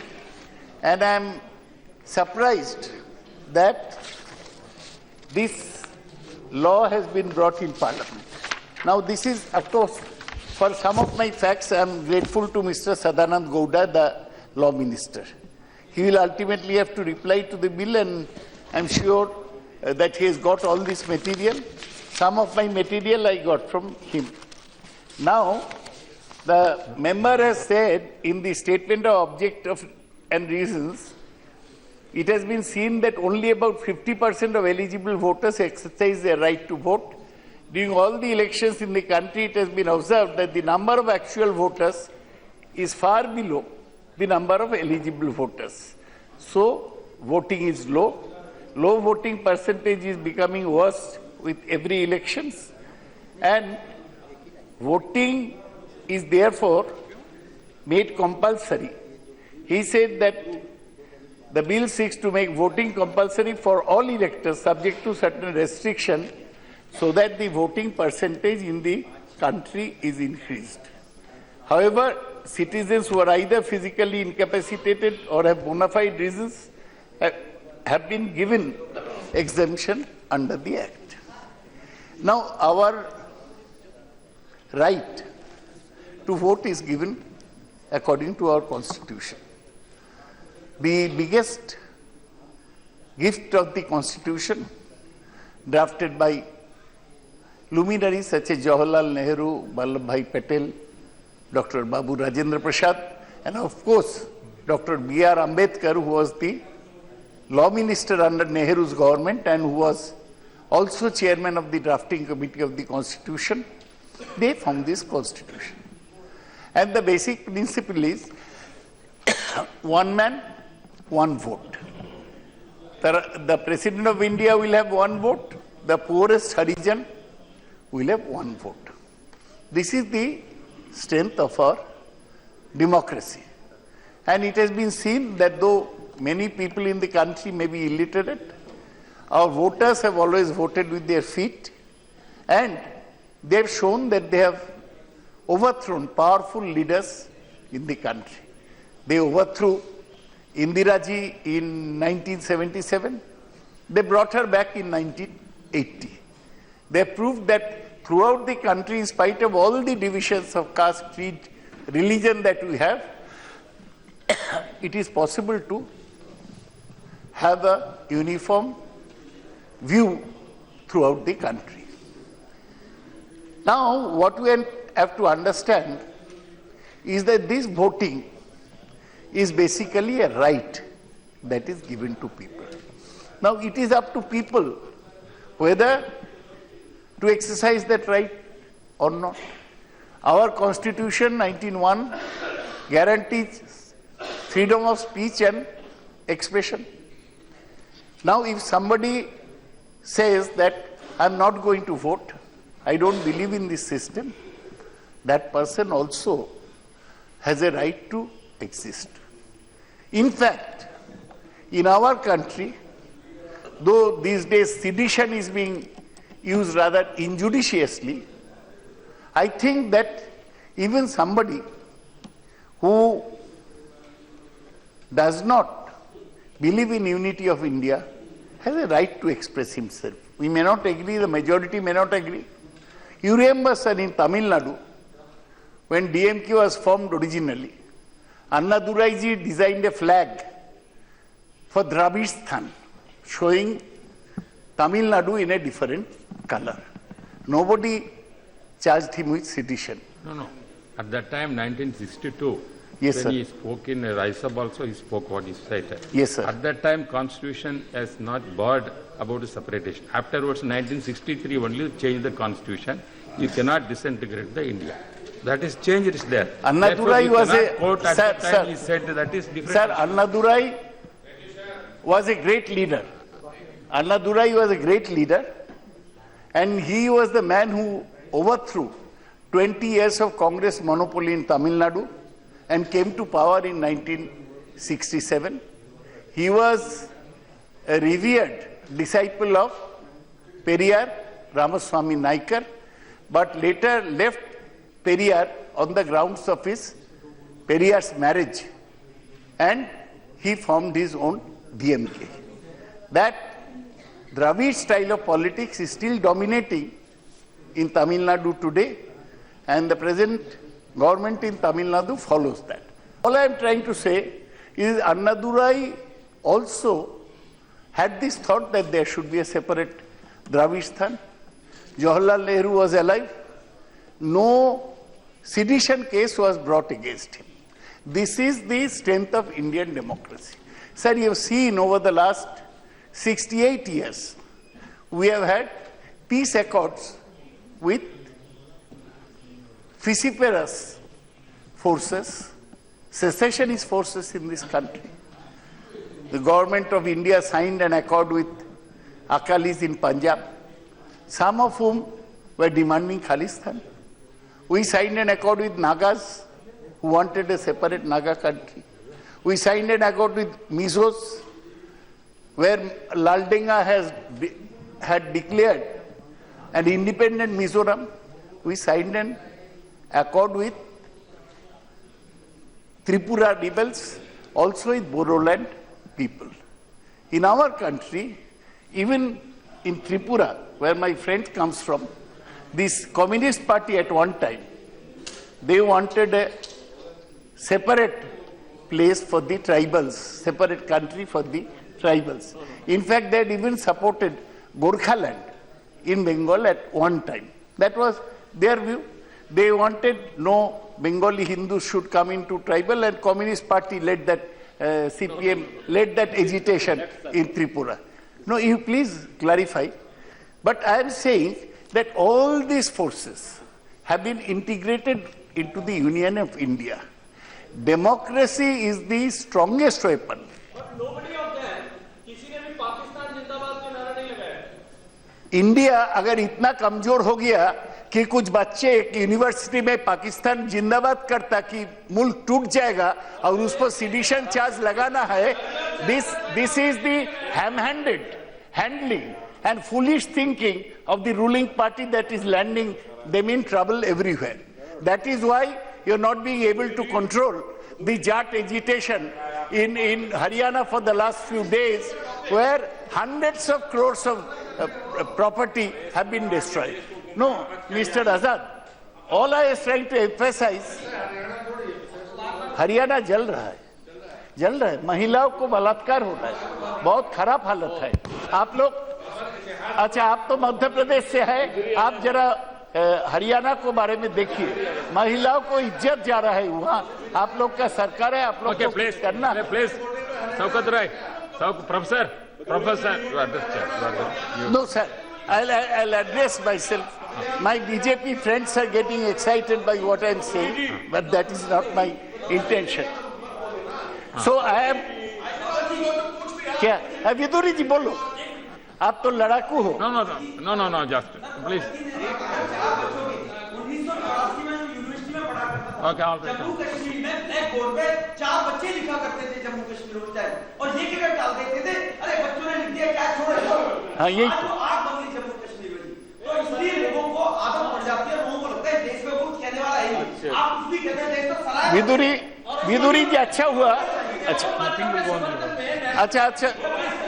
Nothing will go on regard except Shaukat Rai's speech. Shaukat Rai address.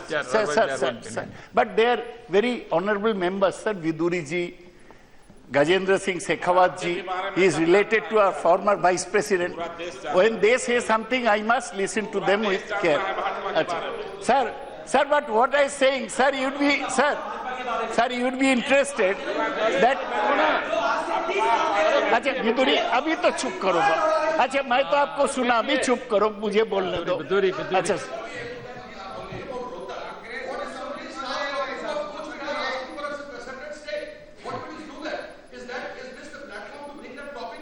No, it's a very serious topic.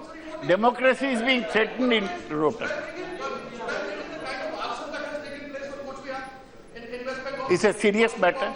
I am concerned. Sir, I'll tell you, before I come to the subject proper, I'll tell you my own experience. To the subject. I was a student leader of the Congress in the 1960s. In the college where I studied was Presidency College, which was supposed to be the center of the Naxalites at that time. Now, I told them that you will never have an agrarian revolution and you will never create a classless society, dictatorship of the proletariat in India. I'll stand by my principles. They beat me up. They subjected me to life threats, but I did not budge. I told them that one day you will change your views. Most of these Naxalite boys later became government officers, LIC officers and big officers. Students have this fascination for extremist ideologies.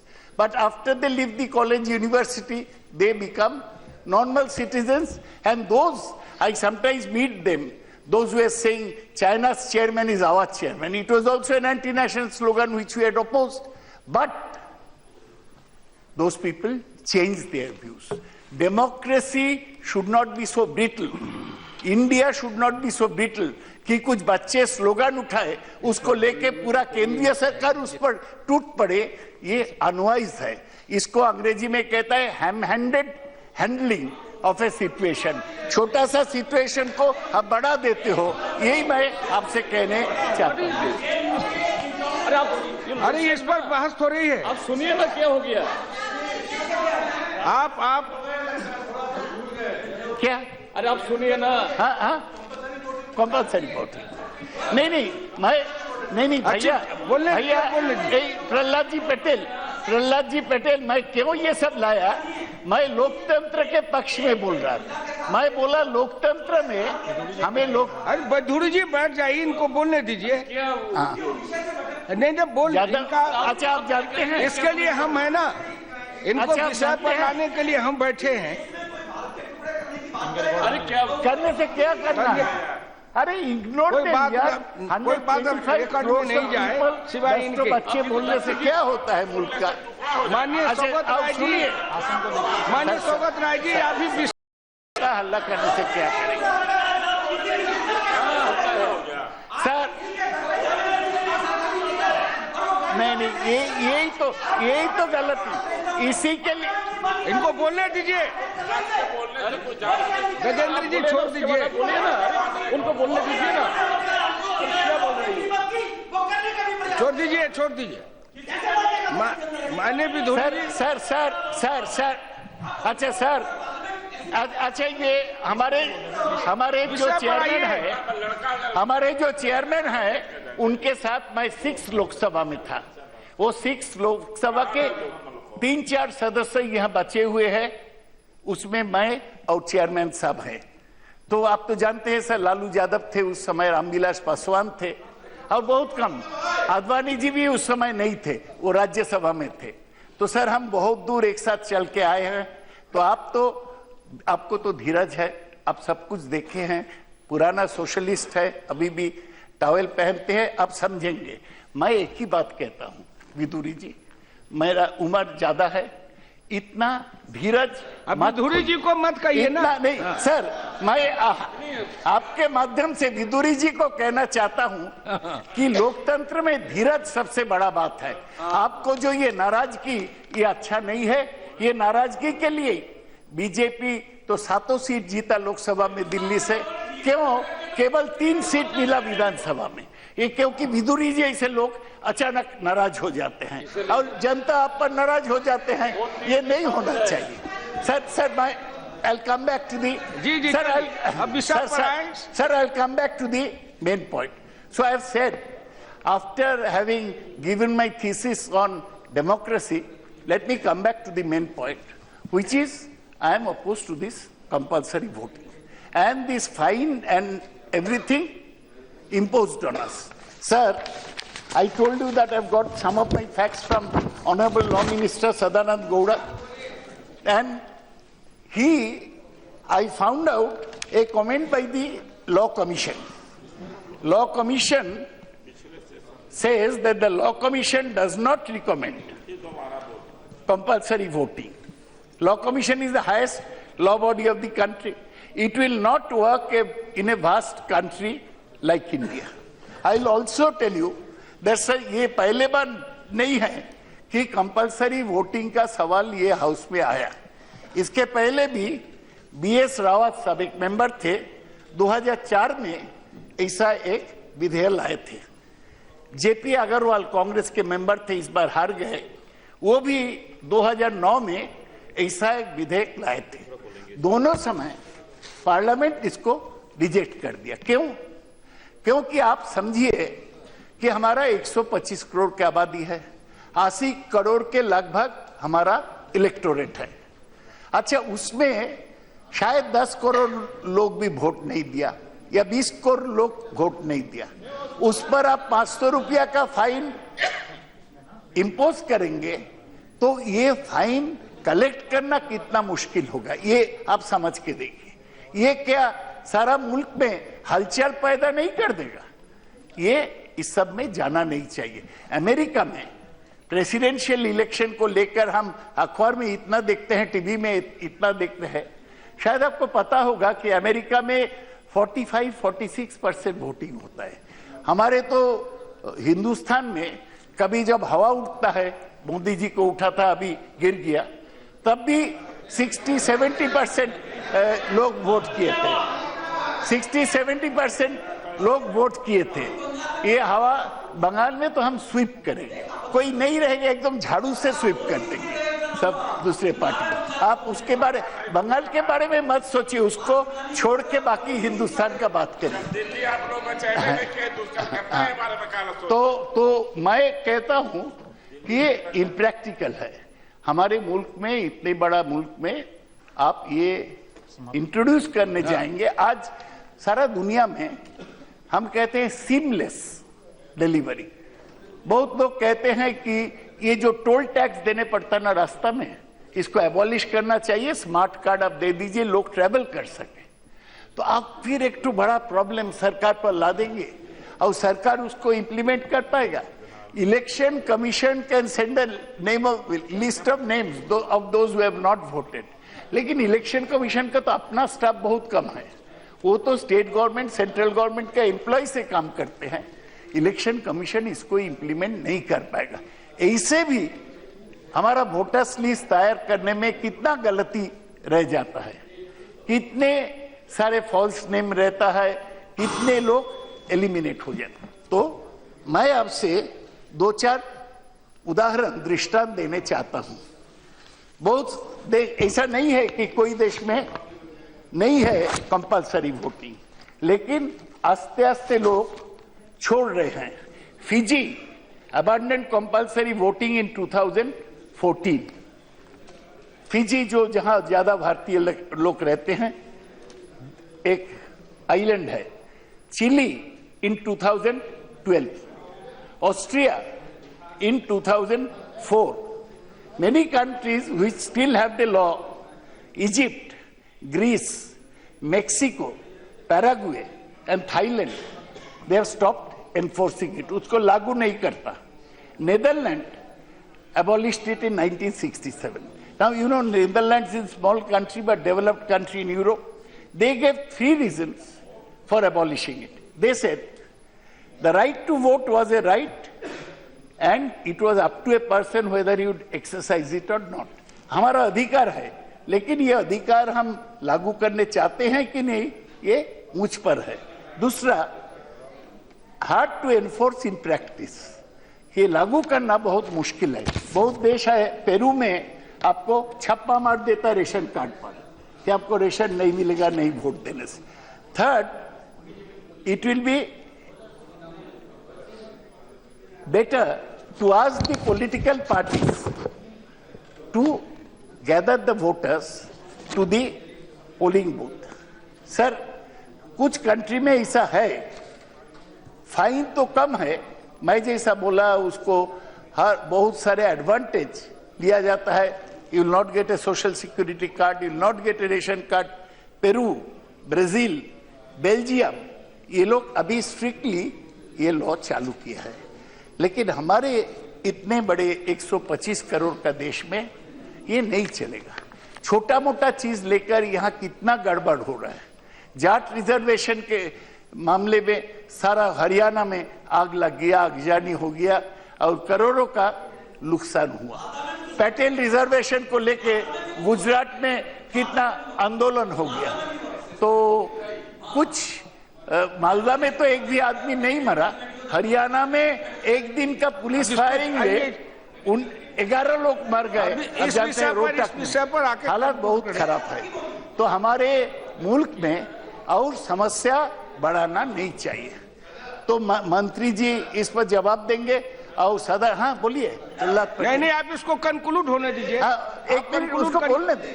ये अच्छा आदमी है प्रहलाद पटेल, ये मजदूर का बात बोलता है।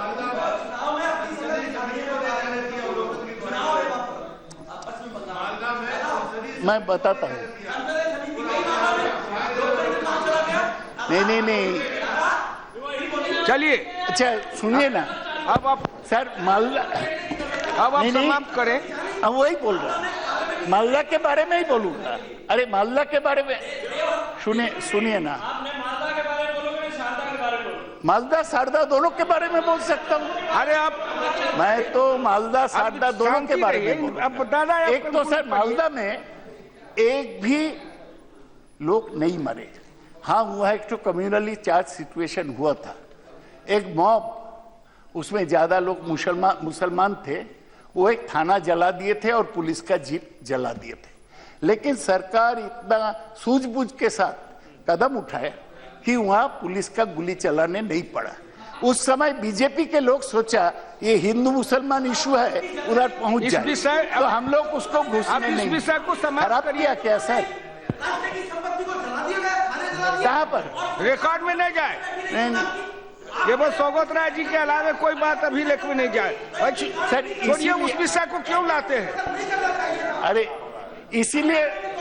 इसीलिए विदुरी का इलाका में इतना बड़ा हार हुआ विधानसभा में। ये नाराज हो जाते हैं, चिल्लाते हैं, लोगों को सुनने का धीरज नहीं है, इसीलिए दिल्ली में ये हालत। आप इस विषय पर आइए, इसको हाँ, तो मैं बोलता हूँ कि मालदा में कुछ नहीं हुआ, हम लोग पूरा सिचुएशन काबू में है।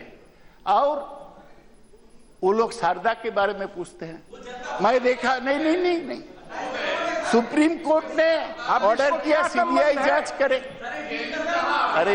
अरे इस विषय से क्या संबंध है दादा, आप इतने पुराने। अरे ये चिल्लाता है, इसलिए मैं जवाब नहीं दूंगा। आप क्यों तो बोलेगा कि हम मान लिया, मैं तो माना नहीं।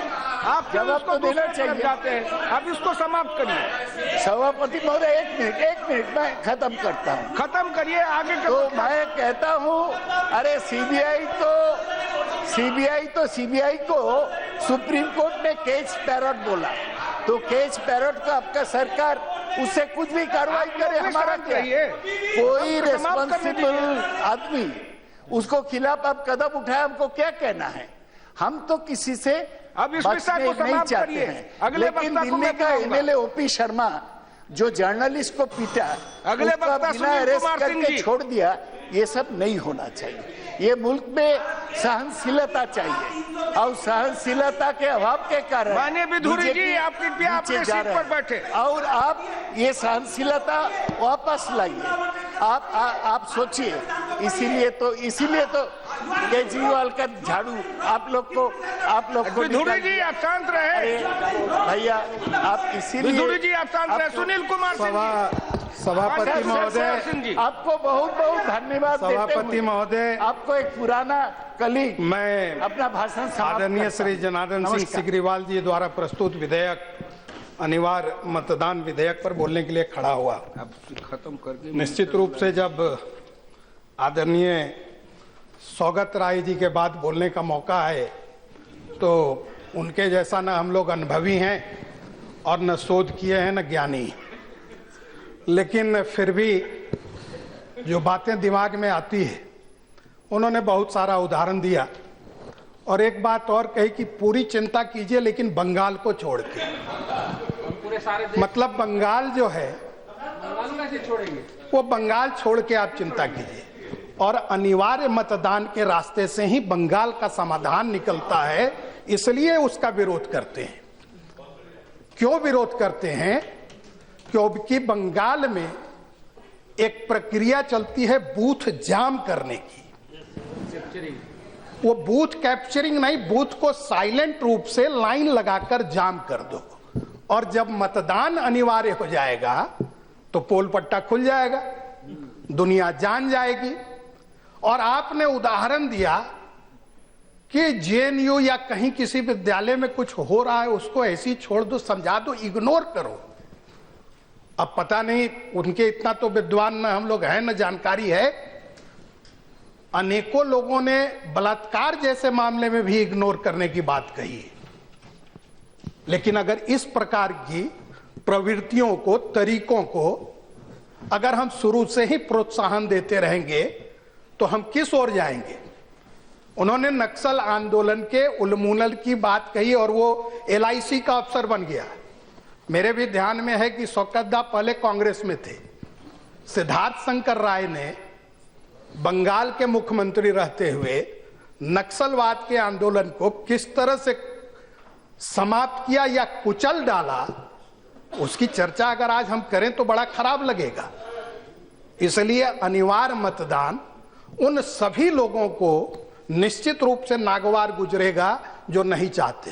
हाँ, दिनेश गोस्वामी समिति ने कभी ये रिपोर्ट दिया था कि अनिवार्य मतदान की संभावना नहीं, लेकिन और उसी के तहत हमारे शायद टीएस सेशन साहब ने भी कहा था कि व्यवहारिक नहीं।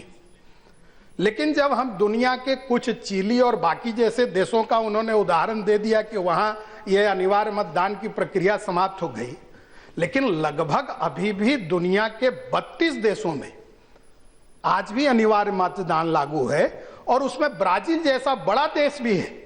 हाँ, हमसे बड़ा देश चाइना है, लेकिन चाइना की वो पद्धति नहीं है, न उनका लोकतंत्र में विश्वास है, इसलिए वहां नहीं लागू होगा। इसलिए निश्चित रूप से अनिवार्य मतदान हमें लागू इसलिए भी करना चाहिए क्योंकि इसके माध्यम से हम लोगों का लोकतंत्र में विश्वास पैदा करेंगे। और भारत अपने आप में ऐसा उदाहरण है कि जिसने 1947 में आजादी के बाद ही 1950 में जब गणतंत्र बना तो हमने सबको समान मतदान का अधिकार दिया। दुनिया के अनेकों देश हैं, इंग्लैंड, अमेरिका जैसे, उन्होंने क्रमिक रूप से अपने सभी नागरिकों को मतदान का अधिकार दिया, यहां तक कि महिलाओं को भी वहां अधिकार बहुत बाद में मिला। इसलिए निश्चित रूप से एक चर्चा हो सकती है कि जब हम अनिवार्य मतदान की बात करें तो यह भी डिमांड उठ सकता है कि राइट टू रिकॉल, जो इमरजेंसी के अंदर जयप्रकाश जी और बाकी लोगों ने जो मूवमेंट चलाया, तो इस पर विचार किया जा सकता है। ये एक प्रक्रिया है जिसके ओर भारत जैसे विशाल जनसंख्या के देश को बढ़ने की आवश्यकता है, क्योंकि जब तक हम अनिवार्य मतदान के मामले में आगे नहीं बढ़ेंगे तब तक हमारी राजनीति जो कास्ट, कैस्ट, क्रीड और रिलीजन या रीजनलिज्म के नाम पर होती है उससे हम ऊपर नहीं उठ पाएंगे। आज हमको ये विचार करना होगा कि क्या कारण है कि हमारे यहाँ मतदान का प्रतिशत 50% से भी कम होता है और हम सब जीत के आते हैं। ये अच्छी बात है, हम जीत के आते हैं, अपना पीठ थपथपा सकते हैं, लेकिन अगर हम टोटल वोट परसेंटेज अगर काउंट करें तो उसकी बाध्यता हम देखेंगे कि परसेंटेज बहुत कम है। इसलिए जो कुछ उदाहरण दिया जा रहा है, चाहे वो इस देश में अलगाववाद की प्रक्रिया हो, चाहे ये देश में विभिन्न स्थानों पर जो उन्होंने बार बार हरियाणा और बाकी जगह का उदाहरण दिया, क्या ये 20 महीने की, हमारे 18-19 महीने की सरकार में तो नहीं हुआ है। अगर भारत की सरकारें भारत के लोकतंत्र की पद्धति को शुरू से ही मजबूत बनाने का काम करती और हर व्यक्ति की मतदान में सहभागिता होती तो उसको ऐसा प्रतीत होता कि हाँ, चुनी गई हुई सरकार या जो मतदान से सरकार आई है उसमें हमारी भूमिका है। इसलिए हमको अपनी बातें कहने के लिए ये किसी विरोध का, किसी हिंसा का सहारा नहीं लेना पड़ेगा। आज वो हरियाणा के जलने की बात कह जाए, लेकिन मालदा में पुलिस स्टेशन और पुलिस की गाड़ी जल जाए, ये छोटी सी घटना है। इन छोटी छोटी घटनाओं के आधार पर ही बड़ी घटनाएं हुई। हिंदुस्तान के सारे नेक्सस और सारे आतंक का कहीं न कहीं पश्चिम बंगाल में उसका सूत्र मिलता है।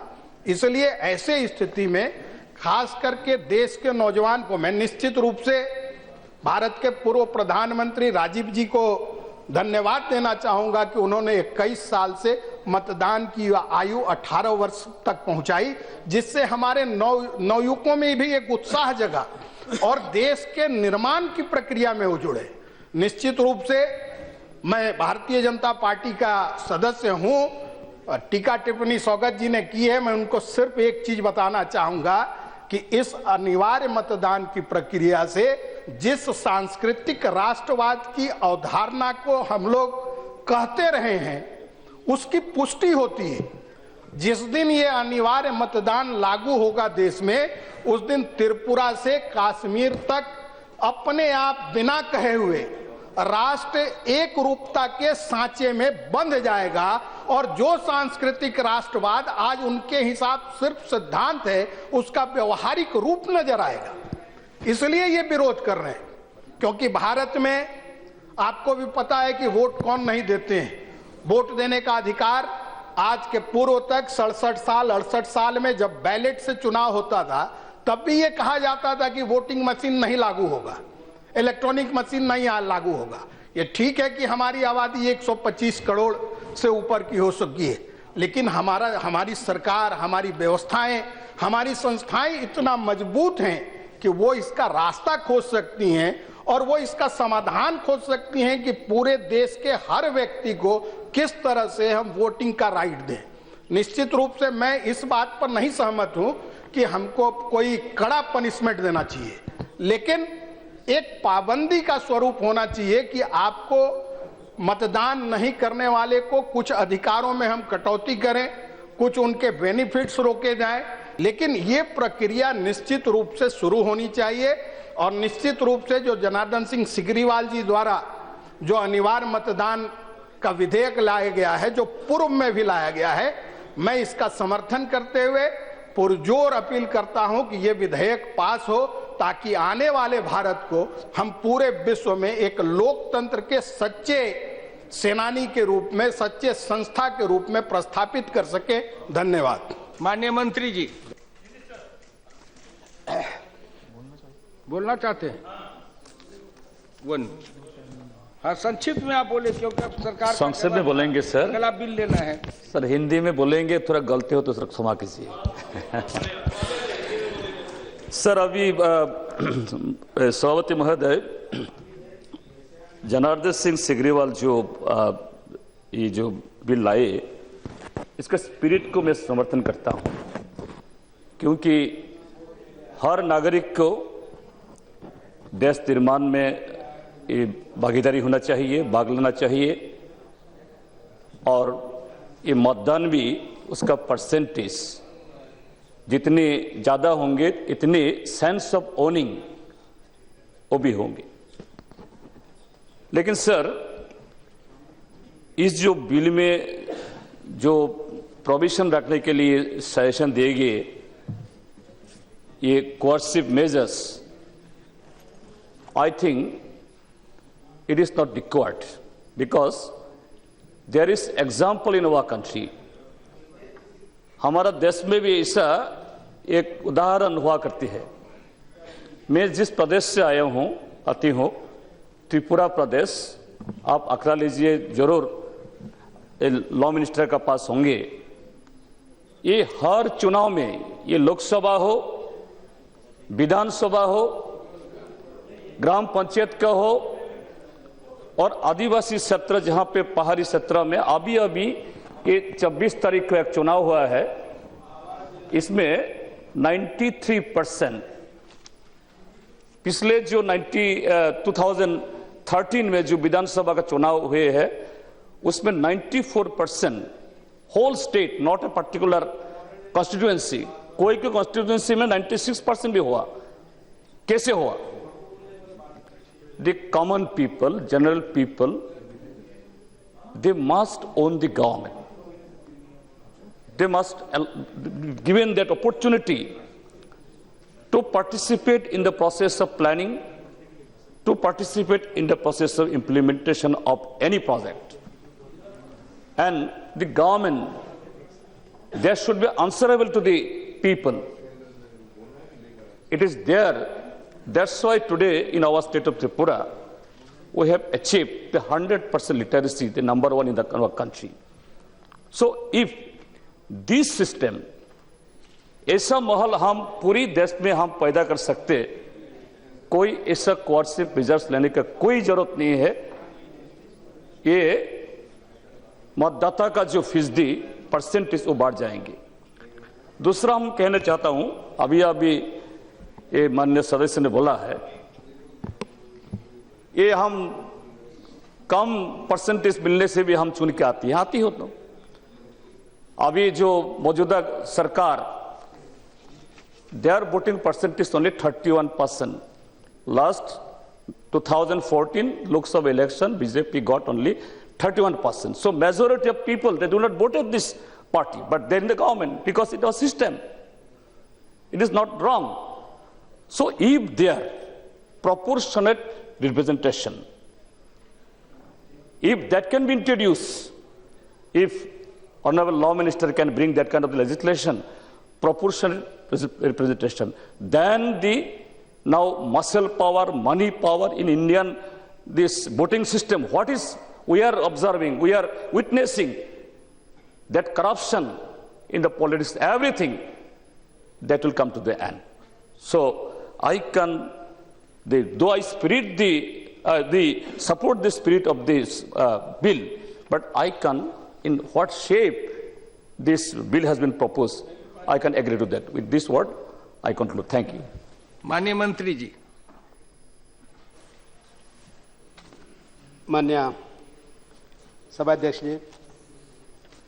Really, I do appreciate the concern of my friend Shri Janardhan Singh Sigriwal for moving this bill. Really, active participation in democracy.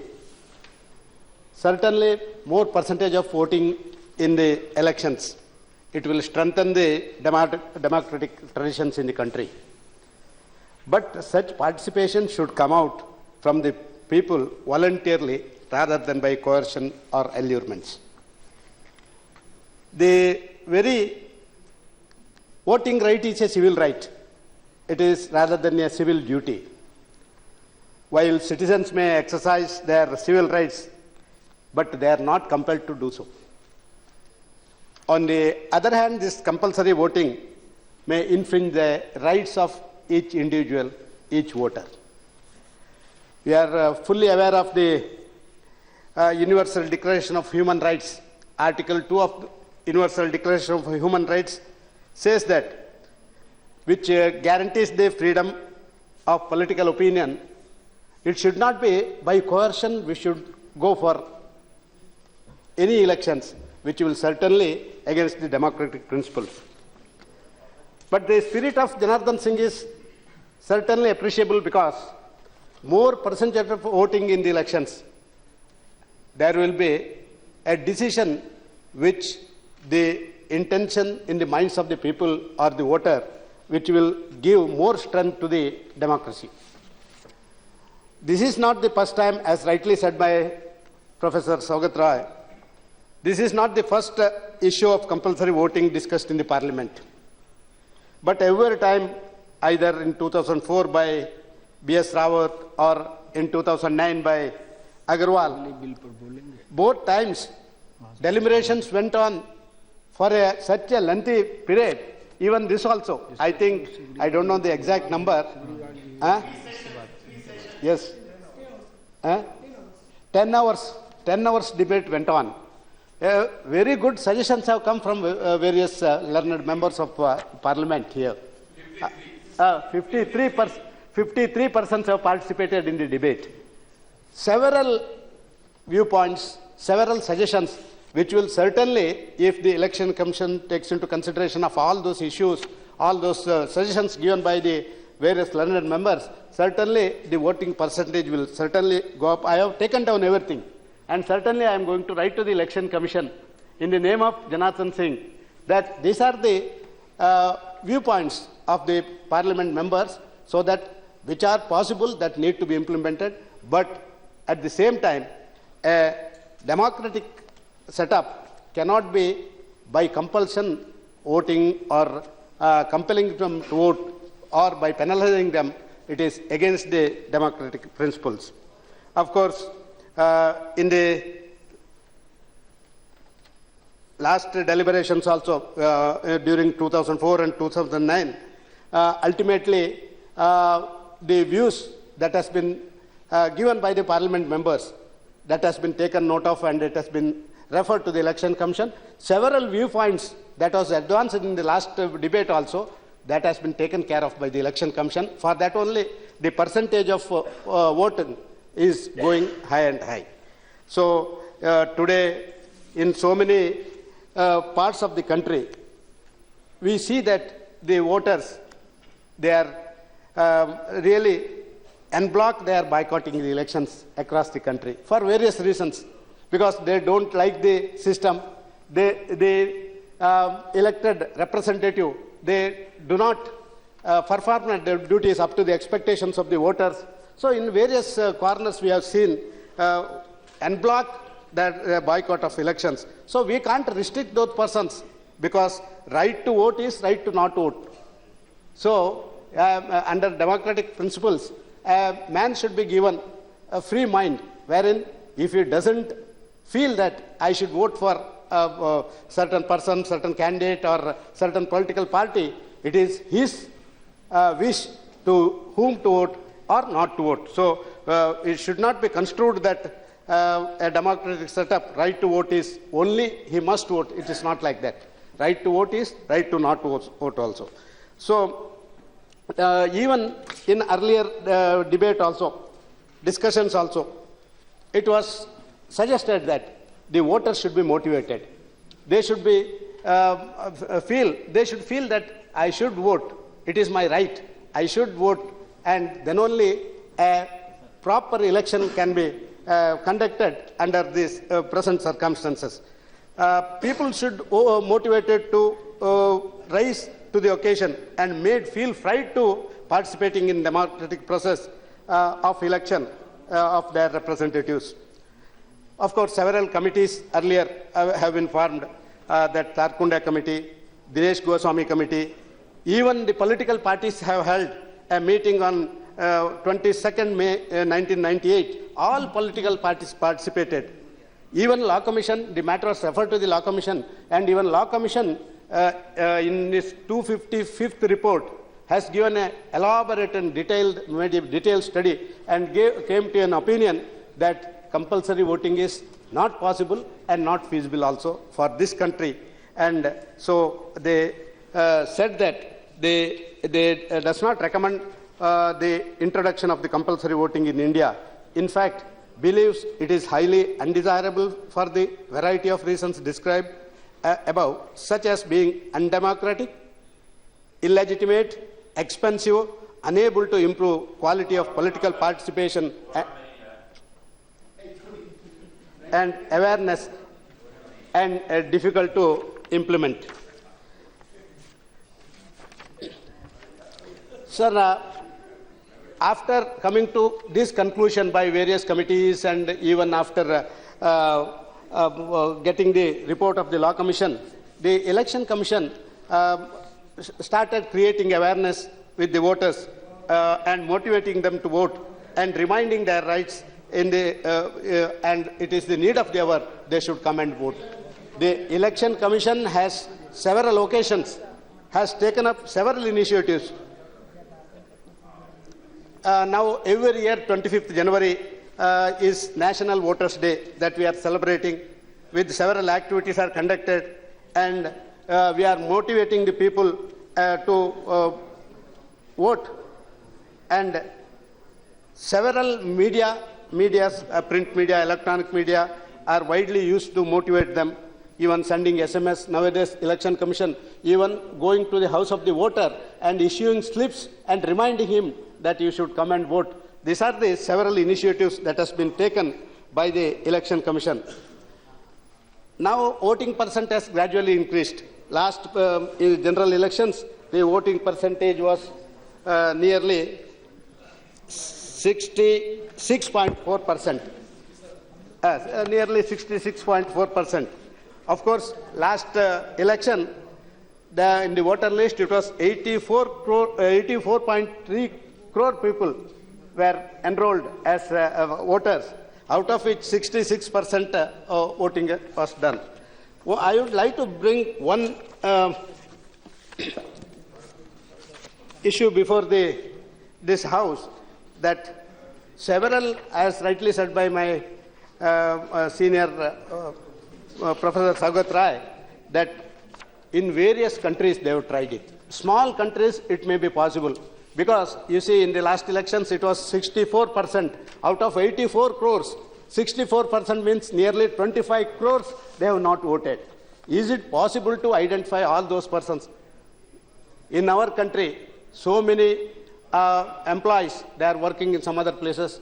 Laborers are traveling from one corner to another corner, and they are working there for their livelihood.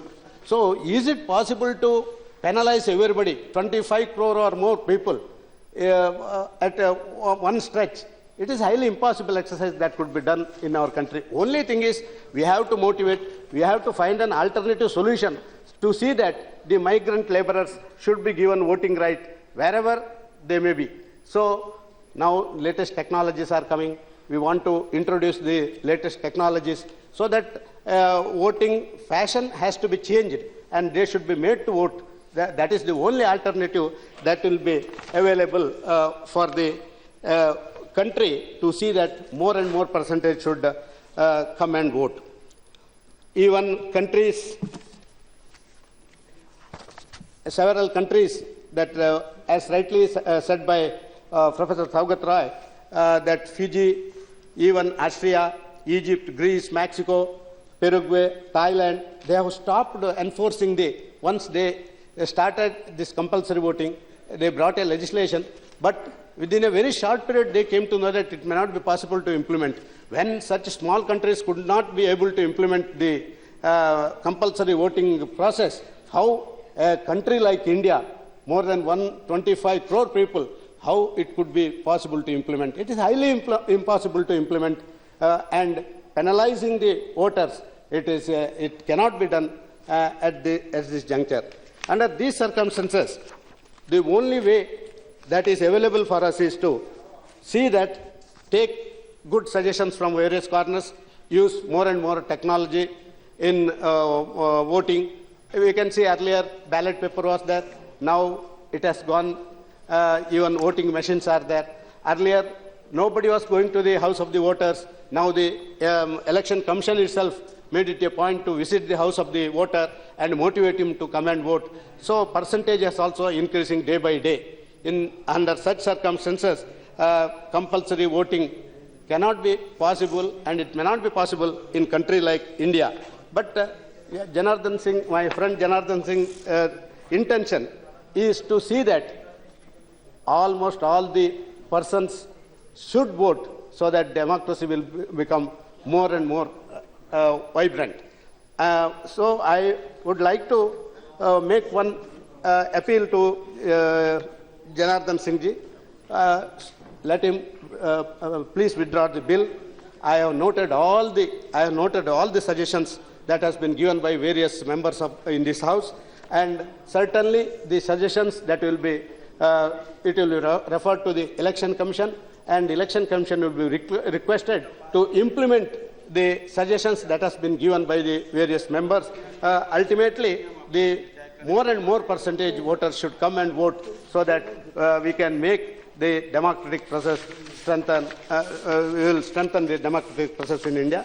So I request Mr. Janardhan to withdraw the bill, and certainly I will assure him that his vision that compulsory voting will strengthen the democratic principles.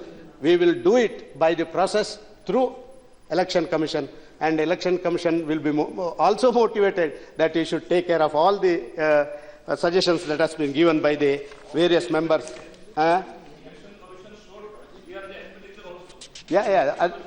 Sir, so many electoral reforms are in need of the hour. So many electoral reforms, because day by day we find that, as rightly said by various members, money power, muscle power, and other so many things are making this election process in such a way the people feel that this election itself is something which doesn't suit the present situation of the country.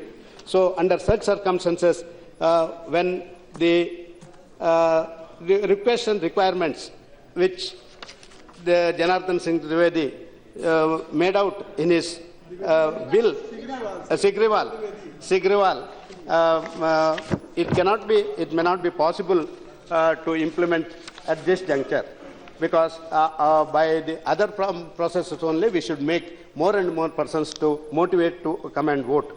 So under such circumstances, I request Janardhan Singh Sigriwal to withdraw the bill, and his intention will be fulfilled by making the Election Commission to run in those directions, and certainly a day will come, his intention will be fulfilled in this country.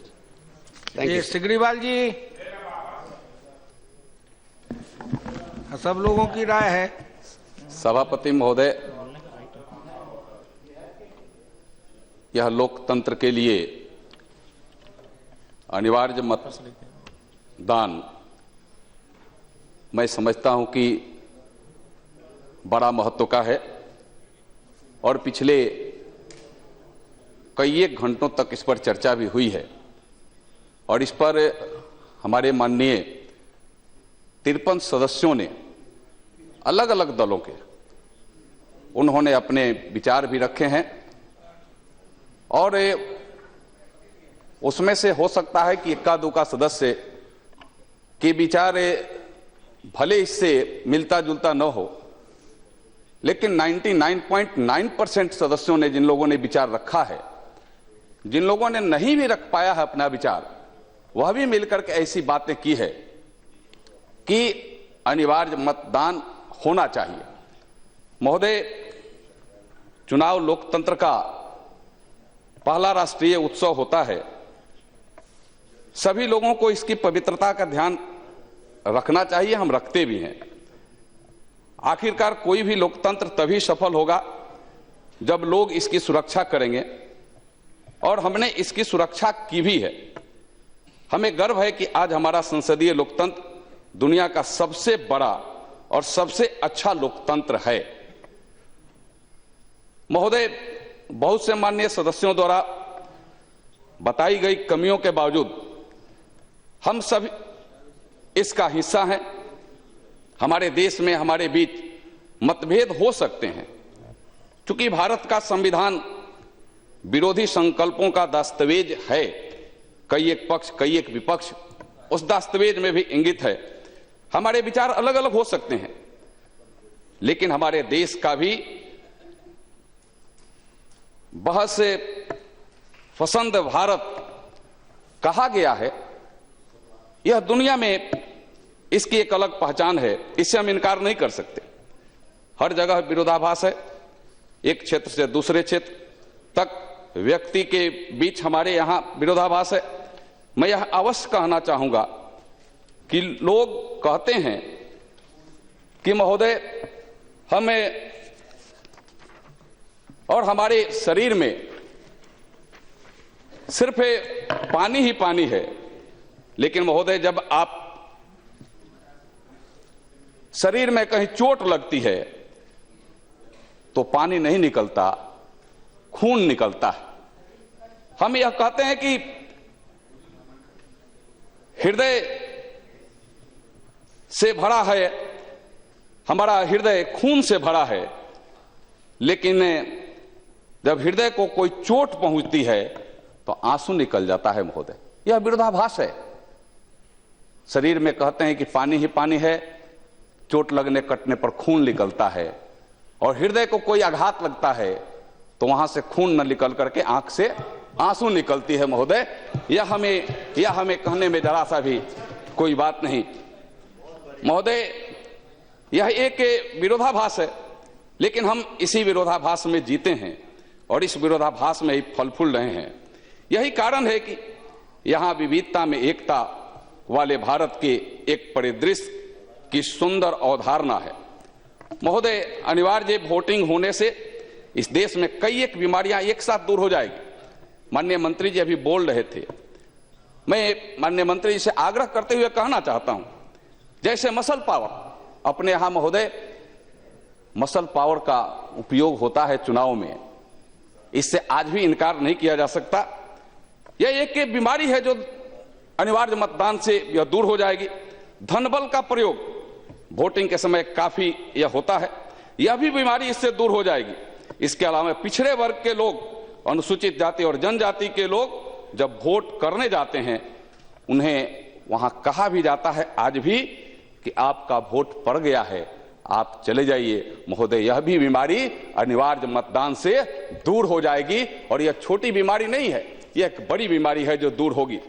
महोदय, दुनिया के लगभग, हमारे कुछ मित्र बोल रहे थे कि कई एक देशों ने अनिवार्य मतदान शुरू भी किया, बंद भी किया, लेकिन मैं यह कहना चाहता हूं कि आज जिन देशों ने, भले इसमें ब्राजील जैसा देश भी है जिसकी भारत से कई बातों में समानता है, भारत के समान वह देश भी बड़ा देश है, जनसंख्या भी काफी है। ऑस्ट्रेलिया, इटली के साथ ब्राजील जैसे देश ने भी अनिवार्य मतदान की प्रक्रिया अपना ली है। इससे लोकतंत्र को मजबूती मिलेगी। मतदान में 3 अपनाई जाने वाली बैड प्रैक्टिस जैसे समस्या का समाधान हो जाएगा। कुछ लोग दारू बांटते हैं महोदय, कुछ लोग पैसा बांटते हैं, उससे छुटकारा मिलेगा। धनबल, बाहुबल में कमी आएगी और कमजोर वर्गों के वोट सुरक्षित हो जाएंगे। किसी और समुदाय द्वारा वोट देने के भय से मुक्ति मिलेगी तथा लोगों का सही प्रतिनिधित्व होगा। महोदय, आज इस पर चर्चा हम अपने देश में ही नहीं, दुनिया के अन्य देशों में भी चर्चा हो रही है और महोदय इसको लोग असंभव भी कहते हैं। महोदय, जब टीएन शेषन इस देश के मुख्य चुनाव आयुक्त थे तब वोटर आई कार्ड शुरू हुआ था। बड़ी चर्चा हुई कि वोटर आई कार्ड कैसे बन पाएगा, वोटर का आई कार्ड बनना तो असंभव है। लेकिन महोदय, मैं आपको जानकारी भी है, लेकिन मैं सदन में यह बताना चाहता हूं कि अभी तक हम वोटर आई कार्ड जब ऐसा किया गया था तभी लोगों ने कहा था कि यह प्रैक्टिकल नहीं है, लेकिन आज बहुत से राज्य ऐसे हैं जहां 90 से 95% तक, बहुत सारे ऐसे राज्य भी हैं जहां 99% तक वोटर आई कार्ड बन गया है। महोदय, यह अपने सोच और अपने करने पर यह निर्भर करता है और हम कितना बल से, कितना ताकत से इस बात को रखते हैं, इस पर भी यह निर्भर करता है। महोदय, एक बार मैं यह वाकया बताना चाहता हूं। एक बार श्रीमती इंदिरा गांधी अमेरिका गई थी, तब वहां के प्रेसिडेंट मिस्टर निक्सन थे और वहां कोई समझौता होना था और उस समझौता में अमेरिका अड़चन डाल रहा था या उससे राय को नहीं मान रहा था। तब एक दिन पहले श्रीमती इंदिरा गांधी ने कहा कि अगर समझौता नहीं होता है तो मेरा इस देश में एक क्षण भी रहना उचित नहीं है। और उन्होंने अपने जो साथ में अधिकारी थे उनको कहा कि मैं भारत वापस जाऊंगा, जब समझौता नहीं होगा तो फिर यहां मैं नहीं रह पाऊंगा। और महोदय, यह एक सामान्य एक दबाव, एक मानसिक प्रेशर ने अमेरिका से उससे समझौता को करने के लिए बाध्य किया और अमेरिका के प्रतिनिधि और मिस्टर किन्सर, वहां के राष्ट्रपति, उस समझौता पर अनदेखी न कर करके उस पर समझौता करने का काम किया। और महोदय, यही हमारी लोकतंत्र की शक्ति है और इसे अनदेखी हम नहीं कर सकते हैं, क्योंकि यह है हमारे लोकतंत्र का सौंदर्य भी है, लोकतंत्र का मर्यादा भी है। महोदय, ऐसा ही एक बार और हुआ था जब पाकिस्तान से लड़ाई चल रही थी, तभी हमने वह ताकत दिखाई और यह दिखाया कि हिंदुस्तान का प्रधानमंत्री कोई अकेले व्यक्ति नहीं होता, वह देश के 125 करोड़ लोगों का प्रतिनिधित्व करता है, देश के 125 करोड़ लोगों का इतिहास बनाता है, 125 करोड़ लोगों की ताकत अपने पीछे रखता है, उनकी सोच और समझ रखता है, उनकी हमदर्दी रखता है। इसलिए जब हम उन्हें यह बात कहते हैं, हमें कमजोर जो समझता है उनके ऊपर यह लगता है कि नहीं, यह भारत कमजोर नहीं है। और उन्होंने हमें, जो पाकिस्तान और जो दुनिया के लोग यह समझते हैं कि एक धोती में आजादी लेने वाला या महात्मा गांधी हिंदुस्तान को ज्यादा दिनों तक आजाद और आगे नहीं ले जा सकता, लेकिन शायद वे भूल गए कि हमारा बहुत पुराना इतिहास है, हम अपनी संस्कृति से बंधे हुए लोग हैं, हम मोहब्बत से बंधे हुए लोग हैं, हमारे अंदर सांप्रदायिकता नहीं सद्भावना है। इसलिए हमारे देश में हर 50 किलोमीटर पर भाषा भले बदल जाती है, पहनावा भले जाता है, लेकिन आज भी हम एक दूसरे को भाई कहते हैं, गले लगते हैं, मिल करके चलते हैं और मिल करके वोट देते हैं। तब महोदय हिंदुस्तान बनता है और तब ऐसे भारत की परिकल्पना हम आज करते हैं। भारत विविधता में एकता का देश है महोदय। इस शब्द का महत्व विचारधारा संबंधी पुस्तकों में नहीं बल्कि हमारे जीवन के सभी पहलुओं में है और उसमें इस देश की राज्य व्यवस्था भी शामिल है महोदय। सभापति महोदय, चुनाव किसी लोकतंत्र का आधार स्तंभ है, बल्कि मैं तो इसे लोकतंत्र का उत्सव कहता हूं और हम सब उसको मानते भी हैं। हम यह उत्सव और यह उत्सव मानते हुए यह लोकतंत्र का एक मजबूत स्तंभ है जब चुनाव और चुनाव की प्रक्रिया में हम सब भाग लेते हैं। महोदय, वस्तुतः स्वतंत्र और निष्पक्ष चुनाव काफी हद तक 3 हितधारकों के कार्य निष्पादन पर निर्भर करता है। वे है स्वतंत्र और निष्पक्ष चुनाव तंत्र, राजनीतिक दल और उम्मीदवार और मतदाता। ये 3 हितधारक हैं और उन सभी को जिम्मेवारी से हम काम करना चाहिए। लोकतांत्रिक व्यवस्था में महोदय प्रत्येक व्यक्ति को कतिपय अधिकार है, जिसमें अन्य बातों के साथ साथ मतदान का भी एक अधिकार है। महोदय, हमारे माननीय लॉ मंत्री जी एक काफी सुलझे हुए, एक काफी व्यक्तित्व वाले व्यक्ति हैं और इन्होंने कहा कि हो सकता है कि प्रैक्टिकल हम इसको नहीं कर सकते, लेकिन महोदय अगर अनिवार्य मतदान की बात अगर हम इस भारत में करते हैं तो दुनिया में इसका बड़ा प्रभाव पड़ेगा। और आज अमेरिका जैसे देश भी इस पर बहस कर रहा है। बहस करने के लिए वह बाध्य है कि हमें अनिवार्य मतदान करना पड़ेगा, क्योंकि to insist on voting and to get it passed. Hello, no no, pass भी कराइए आज, आप इंसिस्ट करिए कि महोदय पास किया जाए। महोदय महोदय महोदय देश में अनिवार्य मतदान भारतीय लोकतंत्र में नई जान फूंक सकता है। दुनिया के 32 से अधिक देशों में अनिवार्य मतदान की व्यवस्था है। यह व्यवस्था अगर दुनिया के सबसे बड़े लोकतंत्र भारत में लागू हो गई तो उसकी बात ही कुछ और होगी। यदि दुनिया में सबसे बड़े लोकतंत्र में मतदान करना अनिवार्य हो गया तो अमेरिका और ब्रिटेन जैसे पुराने और सशक्त लोकतंत्र को भी भारत का अनुसरण करना पड़ सकता है। हालांकि भारत और उसकी समस्या एक दूसरे से बिल्कुल विपरीत है। भारत में महोदय अमीर लोग वोट नहीं डालते। महताब साहब बोल रहे थे कि गरीब लोग वोट नहीं डालते। महोदय, गरीब तो यहां वोट डालना चाहता है, उसे रोका जाता है, लेकिन यहां अमीर लोग वोट नहीं डालते। महताब साहब, मैं आपको यह चूंकि हो सकता है कि आपके राज्य में यह हो सकता है कि गरीब लोग और अमीर लोगों में खाई हो, लेकिन बहुत जगहों पर गरीब लोग वोट डालने के लिए उत्सुक रहता है। बड़े लोग उस दिन की छुट्टी मनाते हैं, पिकनिक मनाने चले जाते हैं, घर में नए नए कैसेट मंगा करके और नए नए फिल्मों का आनंद लेने का काम करते हैं। महोदय, भारत इस तथ्य पर जो गर्व कर सकता है जितने मतदाता जो 25 करोड़ वोट नहीं दे रहे हैं उसमें धनी आदमी कितने हैं? ज्यादा से ज्यादा ही 90%, ज्यादा से ज्यादा गरीब है। धनी महोदय धनी 25 करोड़ महोदय धनी का करोड़ से ज्यादा लोग वोट दे रहे हैं, 25 करोड़ वोट नहीं दे रहे हैं। 25 नहीं महोदय नहीं, मैं ये 25 करोड़ जो वोट नहीं महोदय जा रहे हैं उसमें ज्यादातर लोग गरीब हैं। नहीं महोदय, practically it is the latest, not exact statistics. More than 10 crore people are the migrant laborers in the country. Oh, more than 10 crore. Right from Assam, right from Bihar, they are traveling across either Mumbai, Kerala, even Bangalore. In Bangalore, we are having not less than 5 to 6 crores migrant laborers, sir, at present. So it is highly impossible for them. See, earning of their livelihood is more important rather than voting one day. That is their thinking. It should not be that. We should motivate them to vote. If latest technology and other things are brought into force, certainly after due course of time it may be possible. But say last elections there were 84 crore voters were there. 25.6 crore voters are not voted.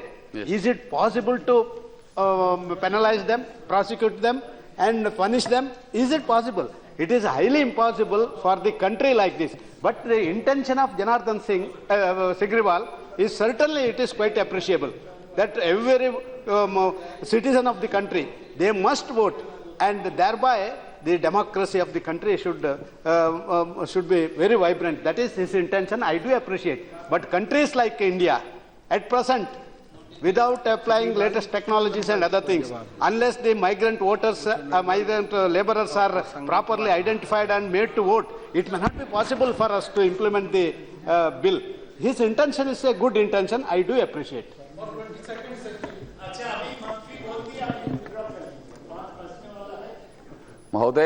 महोदय,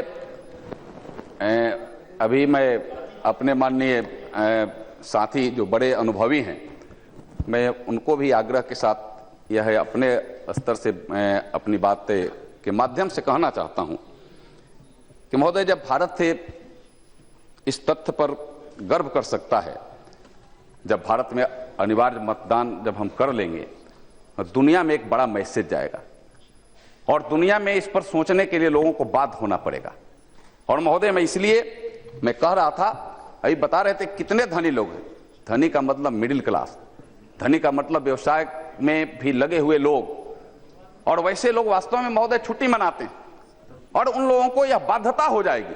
और आज भी वास्तविकता हमारे माननीय chief whip ने कहा कि आज भी बीपीएल के 99% लोग वोट देते हैं, वोट डालने जाते हैं। पता ना आप इतने अनुभवी हैं, आपके अवधारणा में कैसे आ गई, मुझे यह आश्चर्य हो रहा है। लेकिन महोदय, मैं भारत में कोई ना कोई ऐसा चुनाव हर साल होते रहता है। प्रति वर्ष अभी भारत की स्थिति है कि जब हर साल कोई ना कोई चुनाव होता है और लगभग करोड़ों लोग प्रत्येक के वर्ष इसमें मतदान करते हैं। और देश हित में सरकारें, चाहे निचले स्तर की पंचायती राज की सरकार हो, चाहे राज्य की विधानसभाओं के चुनाव के माध्यम से हो, और चाहे देश के लिए चुनाव हो, उसमें भाग लेते रहते हैं। तो जवाब भी संक्षिप्त में ही दीजिए। हाँ महोदय, यही तो एक मौका है प्राइवेट मेंबर बिल का, और इसमें भी महोदय अगर बाध्यता हो जाएगी तो बड़ी मजबूरी हो जाएगी, बड़ी परेशानी होगी आज। इसलिए महोदय, इस पर कोई समय सीमा न रखा जाए। समय तो निर्धारित आपका है 6 बजे तक, 6 बजे के बाद थोड़े हम लोग बोल पाएंगे। नहीं बिल है महोदय, मैं उसके लिए मुझे समझ है, पंडा साहब का बिल है, मैं उसके लिए समय दूंगा, फिर इनका चालू होगा। महोदय, हर बिल के लिए समय निर्धारित रहता है महोदय, प्राइवेट बिल के लिए भी महोदय नहीं है कि प्राइवेट बिल महोदय, अगर हमें यह भी नहीं हमें बाध्य कर रहे हैं कि आप वोट जाकर के डालिए ही। अभी तो चुनाव आयोग ने तरीका भी बना दिया है, नोटा का भी तरीका बना दिया है। उन्होंने कह दिया कि अगर आप जितने लिस्टेड प्रत्याशी हैं और उसमें से कोई आपको पसंद नहीं है तो आप नोटा का प्रयोग कर सकते हैं। और महोदय, लगता है कि दूसरे शब्द में यह वोट देने की बाध्यता नहीं, बल्कि मतदान केंद्र पर जाकर के और उपस्थित होकर के हमें उपस्थित है मतदान के साथ, यह बताने की आवश्यकता है। महोदय, इसे भारत के मालिक आम मतदाता ही है। आज हम सब बैठे हैं तो मतदाता रूपी मालिक की वजह से यहां आकर के बैठे हैं। चाहे हमारे माननीय मंत्री जी हों, चाहे हम हों, और चाहे महोदय चेयर हो, हम सब उसी मतदाता स्वरूप मालिक के ही हम सब देन है, जिन लोगों ने हमें यहां बोलने और बैठाने के लिए हमें यहां भेजने का बाध्य किया है। और वो मतदाता जो मालिक हैं महोदय, उनको यह गर्व होगा, और खास करके वैसे लोग जो इस देश के 60% से ज्यादा मतदाता, जिनको आज भी जो बाध्य और परेशान लोग करते हैं, वो तमाम परेशानियां उससे दूर होगी। महोदय, इसलिए मैं यह आपसे यह कहना चाहता हूं कि आप यह नहीं कह सकते हैं, और इसको कहना उचित भी नहीं होगा, चाहे देश के किसी मतदाता को भी कहना उचित नहीं होगा कि कोई नृप होई हमें क्या हानि।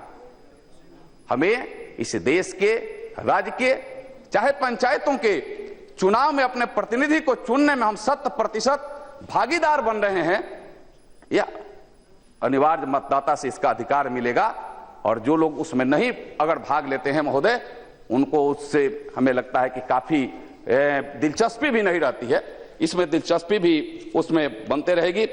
महोदय, मैं आपसे यह निवेदन भी करूंगा, माननीय मंत्री जी से मैं निवेदन करूंगा कि आप गुजरात में भी, ठीक है, हाईकोर्ट ने वहां बैंड लगा दिया, लेकिन 2009 में भी माननीय प्रधानमंत्री जी जब वहां के मुख्यमंत्री थे, उन्होंने यह स्थानीय स्तर के चुनाव में इसे अनिवार्य किया था, वह लागू भी किया गया।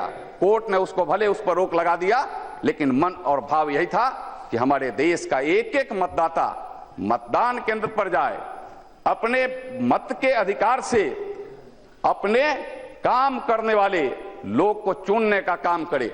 यानी मालिक मतदान केंद्र पर जाकर के अपने लिए काम करने वाले लोगों को चुने कि आप मेरे अनुसार काम करना होगा, समाज के अनुसार काम करना होगा, देश हित में काम करना होगा, यह चुनने का काम करे महोदय। और इसलिए हमने इसे अनिवार्य मतदान के बिल को मैंने लाया हूं महोदय।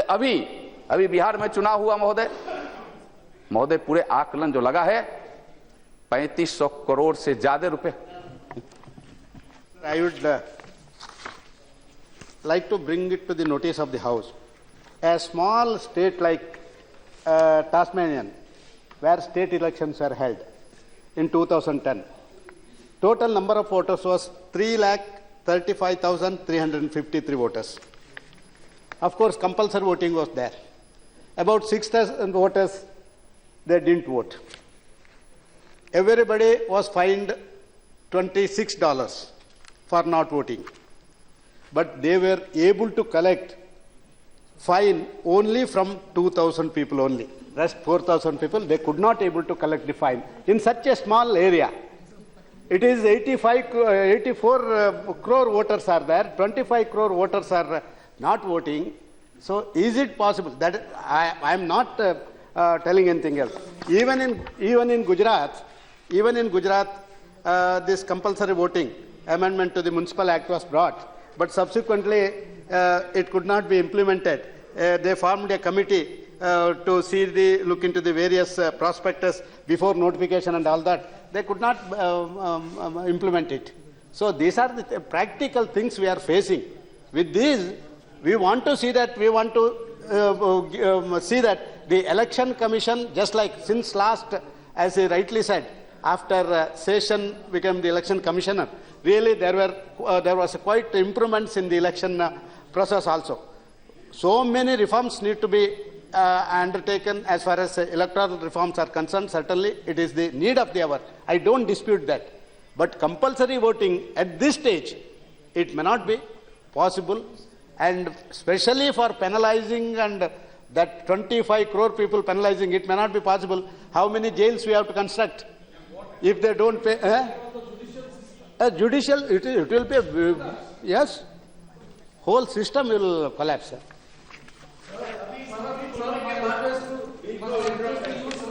God will give him more life, years to live, so in 22nd century, this utopian idea can be fructified. अभी विड्रॉ किया सिग्रीवाल जी, आप भी अब समाप्त करें। दो मिनट महोदय, 2 मिनट में मैं अपनी बात। 20 मिनट आप बोल चुके, अब इसके लिए निर्धारित समय भी है बिल के लिए, वो भी मुझको बढ़ाना पड़ेगा। महोदय 5 मिनट और बढ़ाइए, थोड़ा दया करिए। नहीं महोदय, नहीं बढ़ेगा। महोदय सत्र से महोदय मैं यह कह रहा था, जहां तक चुनाव आयोग की बात है, चुनाव आयोग ने भी इस भारत में इस पर चिंता व्यक्त की है, और चुनाव आयोग ने ऐसा अपने पूरे मंथन के बाद यह कहा है कि 2030 तक अपने इस देश में 1 करोड़ से ज्यादा 100 करोड़ से ज्यादा 1 अरब से ज्यादा मतदाता हो जाएंगे। 1 अरब से ज्यादा मतदाता हो जाएंगे महोदय, और हमें ये अगर सिस्टम हम अगर पैदा करेंगे तो हमें लगता है कि इसका लाभ निश्चित रूप से अपने देश को मिलेगा, देश का लोकतंत्र मजबूत होगा। और वास्तव में अपने यहां अपने देश में कुछ ऐसे भी जगह हैं महोदय, कुछ ऐसे भी जगह हैं जहां भरपूर मसल पावर के प्रयोग किया जाता है, और मसल पावर के माध्यम से वहां सरकारें बनती है, मसल पावर की वजह से लोग सत्ता में आते हैं महोदय, उस पर भी बड़ा विराम लगेगा। और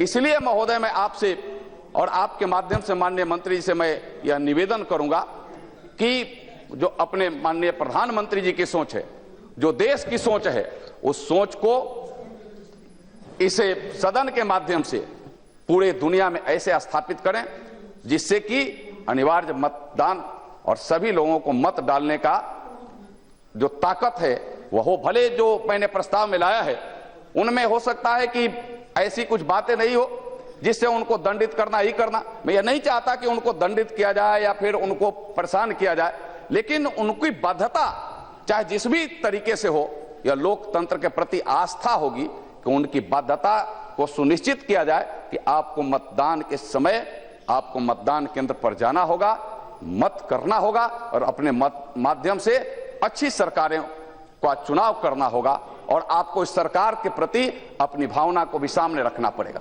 महोदय आज ऐसे भी हैं जहां लोग वोट टांग देते हैं कि बिजली नहीं तो वोट नहीं, सड़क नहीं तो वोट नहीं, पानी नहीं तो वोट नहीं। महोदय वोट से बिजली, पानी और सड़क का क्या वास्ता रहता है? वोट देने वाले को आप 100% वोट देकर के और चुनाव के पहले यह काम करा लेते, और तब जब उनको वोट देने का अधिकार रहता। लोग ऐसे भी मसल पावर वाले लोग देते हैं कि हम आपको वोट देने नहीं जाने देंगे, आप वोट देने नहीं जा सकते हैं, वोट का बहिष्कार करो। हमें लगता है कि तमाम चीजों की जो अव्यवस्था है वह दूर हो जाती। और मैं यह महोदय यह कहते हुए मैं अपनी बात को समाप्त करूंगा कि इसके लिए चुनाव आयोग को सरकार के माध्यम से जो और सुविधाएं देने की आवश्यकता होगी वह सरकार को सुविधा भी दे। मतदान महोदय 1 मिनट, कि मतदान केंद्र तक सिर्फ मतदाता न जाए, और वैसे मतदाता हैं जो जाने में मतदान केंद्र पर कठिनाई महसूस करते हैं, जाना उनका असंभव है, तो मतदान केंद्र मतदाता के पास जाए, ऐसी व्यवस्था बना करके और अनिवार्य मतदान को कायम किया जाए। मैं महोदय माननीय मंत्री से मैं निवेदन करूंगा कि इसे आप लागू करें, और इसमें अगर कठिनाई हो तो मैं निश्चित रूप से माननीय मंत्री से मैं कहूंगा कि एक समिति बना करके इसकी विशेष तरीका से तहकीकात करावें कि कैसे इस पर हम पहल करने का काम करेंगे। महोदय, आप ने अनिवार्य मतदाता पर एक लंबे समय तक चर्चा किया, बहुत हमारे माननीय सदस्यों ने उस पर चर्चा में भाग लिया, और जो लोग पूरे भारत में लोकतंत्र को मजबूती दिलाने में जो लोगों ने प्रयास किया, और जिसका एक माध्यम मतदाताओं को अनिवार्य मतदान का ये रहा, मैं इसके लिए मैं बधाई भी करता हूं। और माननीय मंत्री से मैं निवेदन करूंगा कि आप इसको लागू करें। मेरा निवेदन होगा नहीं तो उस पर एक समिति बनाने का माननीय मंत्री वापस लेते हैं, आप वापस लेते हैं या मतदान करावे? नहीं, मतदान के महोदय कहाँ बात आती है? मतदान अनिवार्य के लिए तो मैं बातें कर रहा हूँ, इसमें यहाँ मतदान की कहाँ बात आती है? मैं यहाँ मतदान नहीं करूंगा। Sir, electoral reforms are the need of the hour. That is, everybody agrees to that point. And the government is also very seriously looking to the electoral reforms. The process has to start. While taking the electoral reforms, certainly your suggestions, all the suggestions given by you will be taken note of, and we will certainly make use of your suggestions, and electoral reforms will be brought. Janardhan Singh Sigriwal ka name will be there during the electoral reforms. I once again request him to withdraw so that we can process all these things to Election Commission. मैं मंत्री जी के भावना और मंत्री जी के अंदर और सरकार के अंदर जो बात है उसको देखते हुए मैं अपना यह प्रस्ताव वापस लेता हूं, बिल वापस लेता हूं। धन्यवाद। चलिए, अब सदन के सामने प्रश्न यह है कि सदस्य को अपना विधेयक वापस लेने की अनुमति दी जाए। जो पक्ष में हाँ कहे, जो विपक्ष में है ना कहे। मैं समझता हूं कि हाँ के पक्ष में बहुमत है, हाँ के पक्ष में बहुमत है। माननीय सदस्य विधेयक वापस लें। मैं महोदय ये अपना यह विधेयक वापस लेता हूं। चलिए, अनुमति दी जाती है, अनुमति दी जाती है। अब मद संख्या 43 जो श्री बैजंत पंडा जी का है वो शुरू करें। Thank you, Honorable Chairman, sir. I rise to move this bill, which is a milestone bill. In many ways, sir, it is a very historic bill. The Rights of Transgender Persons Bill 2014. Sir, as the whole House is aware,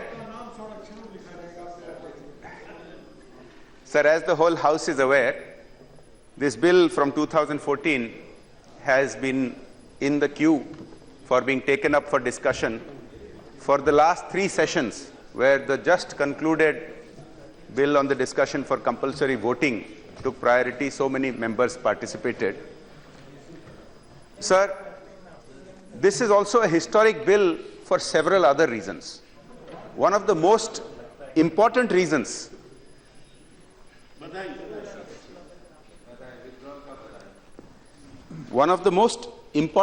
sir, is that this bill comes to us after having passed the other house, the Rajya Sabha.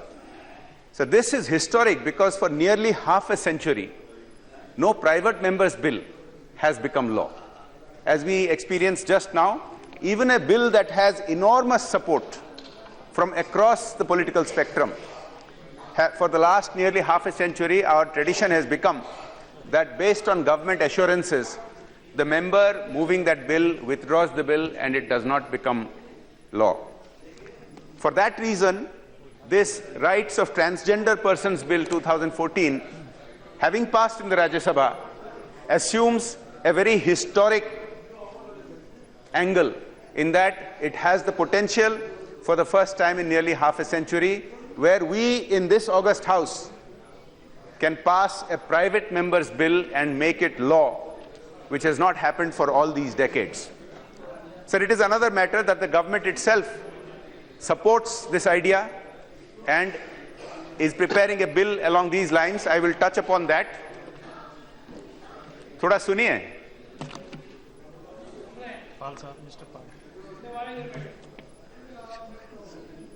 Sir. Pal Saab. No. Sir. Sir.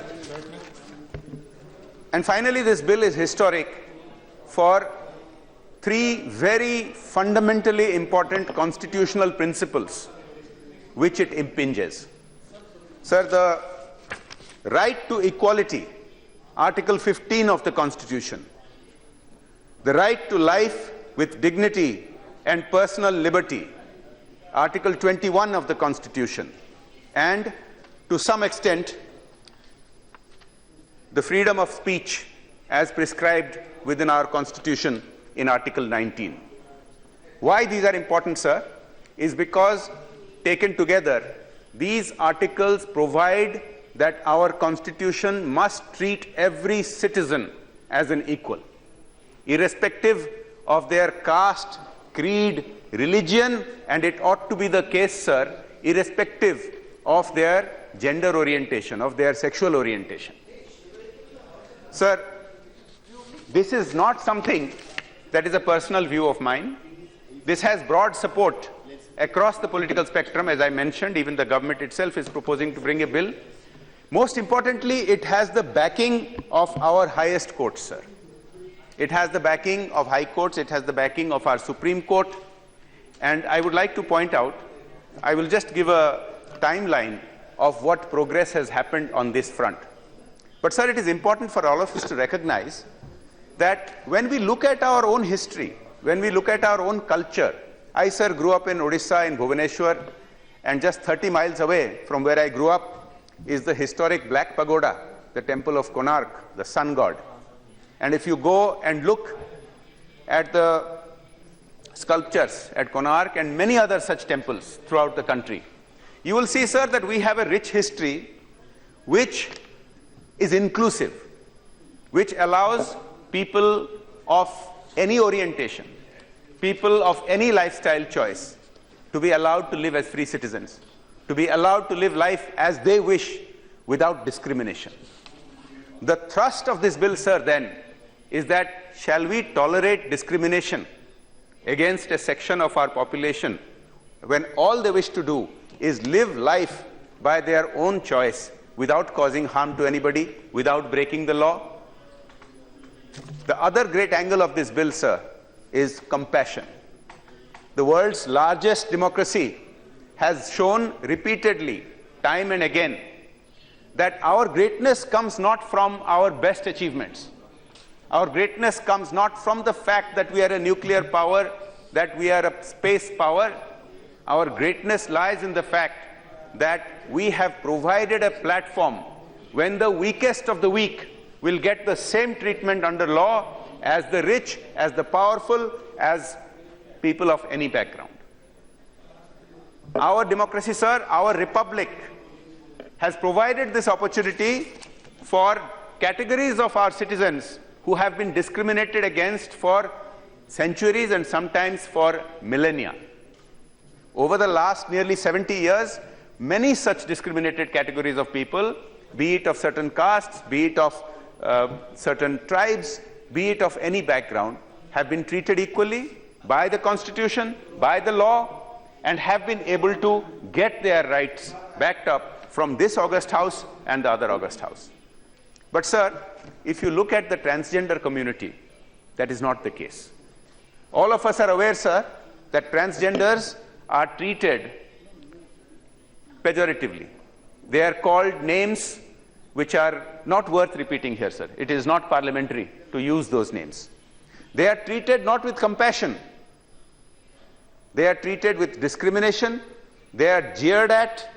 And they are in fact prevented from living a normal life, sir. There is plenty of evidence, and all of us are aware of it, sir, that most transgenders are reduced to begging because they do not get the same opportunities if they want to hold a job. They do not get the same opportunities when they try to get an education. We must have a big heart, sir. We must have compassion that when this community, and I will come into some of their numbers, we must treat them with dignity. We must treat them as human beings.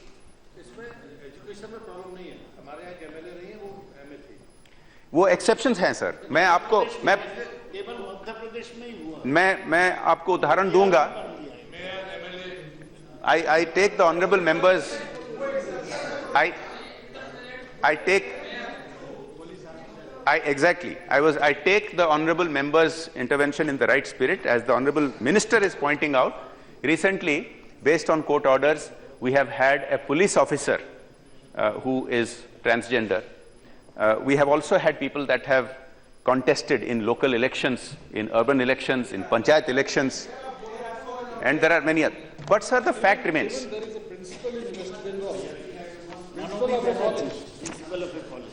And as honorable members from my home state Odisha and my neighboring state Paschim Bongo are pointing out, there exists an example of a principle. But sir, that is not the point. I'm sure there are many such exceptions of brave people supported by society in their parts of the country. The reality is that the large majority of the transgender community does not enjoy equal treatment. They do not enjoy dignified treatment. Let me give you an example, sir. Sir, when they are beaten up, when they are stolen from, when they go and try to file an FIR, they do not receive the same treatment that the average Indian citizen receives. They are often jeered at. There are examples where police people also are kind and treat them properly, but that should be the norm. It should not be the exception. So let me give you some points, sir, how this has developed. Sir, in 2009, the Election Commission took a very important first step by allowing so-called eunuchs to choose their gender as other on the ballot paper. Instead of being just male or female, they were allowed to choose other. This was a very significant first step taken by the Election Commission. In 2011 census, for the first time, transgenders were counted as a separate category. Until then, they were counted as males, which itself is odd, sir, because transgenders can be born in the form of a female and choose to be male, or vice versa. Sir, there are some estimates, and these estimates vary quite a lot, as to what section of the population are we talking about? What numbers are we talking about? By one estimate, there are just under 5 lakh such people, 4.9 lakh transgender. But there are many other estimates which count the number of transgender population in the country at nearly 25 lakh.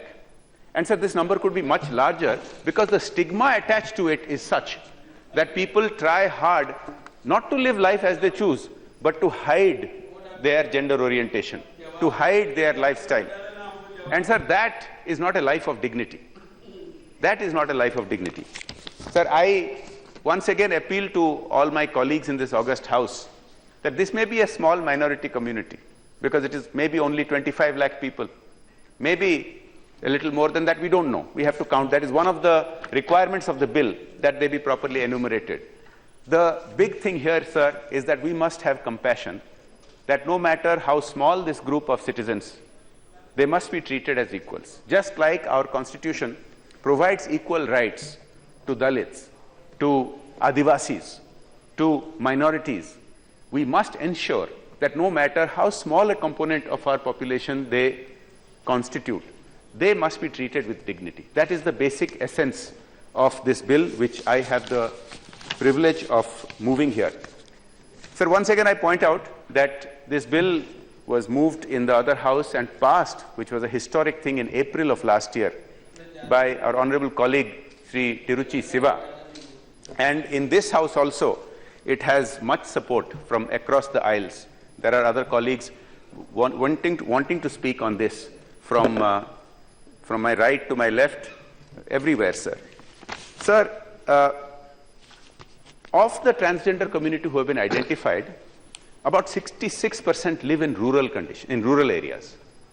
And they face a double difficulty when they try to take advantage of any of the benefits that government provides. Any of the schemes that government has for example, anti-poverty. When they try to get admission in schools and colleges, they do face discrimination. Despite the examples that some of my honorable colleagues have pointed out, the fact is vast majority of them face discrimination, and this is something we should not tolerate. This is something we have to do away with. The proportion of those who have jobs, sir, among the transgender community is only 38%. So let us just think about this for a couple of seconds. Fully 62% of the transgender community do not have jobs. Now we know in India jobs is a challenge. We know for a fact that India needs to generate 1 million jobs per month, and we are barely creating a fraction of that. But the fact is the transgender community faces a much greater discrimination when it comes to getting jobs. So from 2013 onwards, the transgender community achieved another milestone when they were recognized as a separate category to be issued Aadhaar cards. This is, as you know, the unique identification form using biometrics, and this was another major development. Sir, in 2014 came the most significant development so far, when the Supreme Court was hearing a case of NALSA, which stands for the National Legal Services Authority, versus the Union of India. And while acknowledging the plight of transgender persons, it recognized the community as a third gender.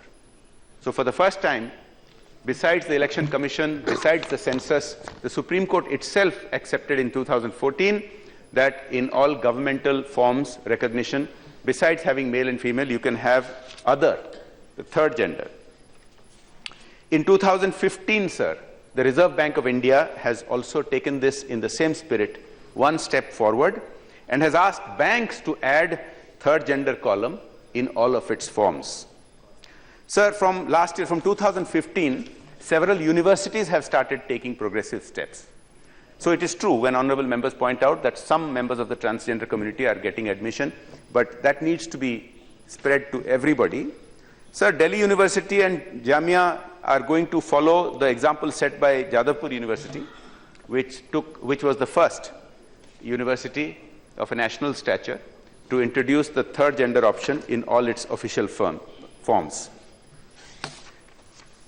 So the guiding principle of this bill is that one's gender orientation, one's sexual orientation should not go against them being treated, being discriminated against in any fashion or any way.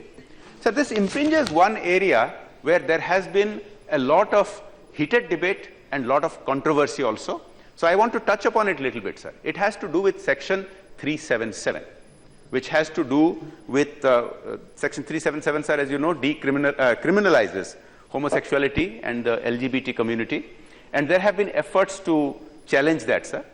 Only in the last session, there was an attempted private members bill in this House, which was not accepted for introduction because many members here did not feel that that was appropriate. And as many members are undoubtedly aware, this is a matter that has now gone to a constitutional bench of the Supreme Court. Sir, I will just come as to, this is not the subject matter, but it is somewhat slightly related. So I will come to that issue. Sir, on Section 377, which is a British era law which criminalizes certain activities, criminalizes homosexuals, there was a Delhi High Court judgment some years ago which said that this was not constitutional, that it discriminated against certain categories of citizens, but that was overruled by the Supreme Court. And this is a battle that has been going on by a certain organization called the NAZ Foundation, which has been fighting in the courts on the constitutional principle. And although the Supreme Court had overruled the Delhi High Court, it has recently accepted the petition to review its own decision to a greater constitutional bench. As I understand, it is going to be a 7-judge constitutional bench. And while that matter is there in the Supreme Court, I think we'll have to wait and see what decision they take, and then we can respond appropriately. Sir, my point here is that though today's subject on transgender bills is not about 377, because here we are talking about treating them with dignity, about not discriminating against them, about making sure that the law treats them as equal citizens. But here we are not talking about the repeal of Section 377. That is a bigger issue, it is a wider issue. This is not the exact same issue, but there is some small overlap, undoubtedly, because the larger community of LGBTQ, which is lesbians, gays, transgenders, bisexual, homosexual, queers, this is a larger issue, and that community is far larger than the 25 lakhs which have been enumerated only for the transgender rights. But sir, many people feel that these two are linked in the sense that once we take a viewpoint that we must treat our transgender community, our transgender citizens, with equal rights, with equal dignity, with equal treatment of the law, then that's a constitutional principle that is being set. But these, I would say, are two parallel things that are going on. They are not exactly the same, because here this bill does not propose to do anything with Section 377. This is purely about dignity and equality before the law for the transgender community. Sir, I have alluded to our own history and our own culture. I have alluded to our own temple architecture. If you look at our own scriptures, if you look at our own mythology, there are plenty of examples that transgenders in our history, in our mythology, in our scriptures are not uncommon. They have been. Shikhandi in Mahabharata is one, but there are so many examples. I am not an expert in the subject, but I have heard there are experts on the subject who have written about it. Before he concludes, I think it would be better for him to answer.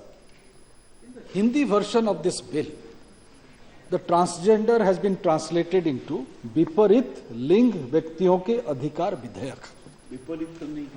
तो मैं जानना चाहता हूं, मेरा हिंदी इतना मजबूत नहीं है, पर यहाँ कई लोग हैं जिनको हिंदी अच्छी तरह आती है. ये विपरीत लिंग क्या है? आपके बिल है, गलत है, तो इस बारे में थोड़ा रोशनी. My honorable colleague Shri Mahtab has brought up an issue with which I am not familiar, because I have not filed the Hindi version of the bill. I have filed the English version of the bill, and since English में I can only talk about the English version of the bill. तो वो तो बता दिया मैं, वो तो मैं बता दिया.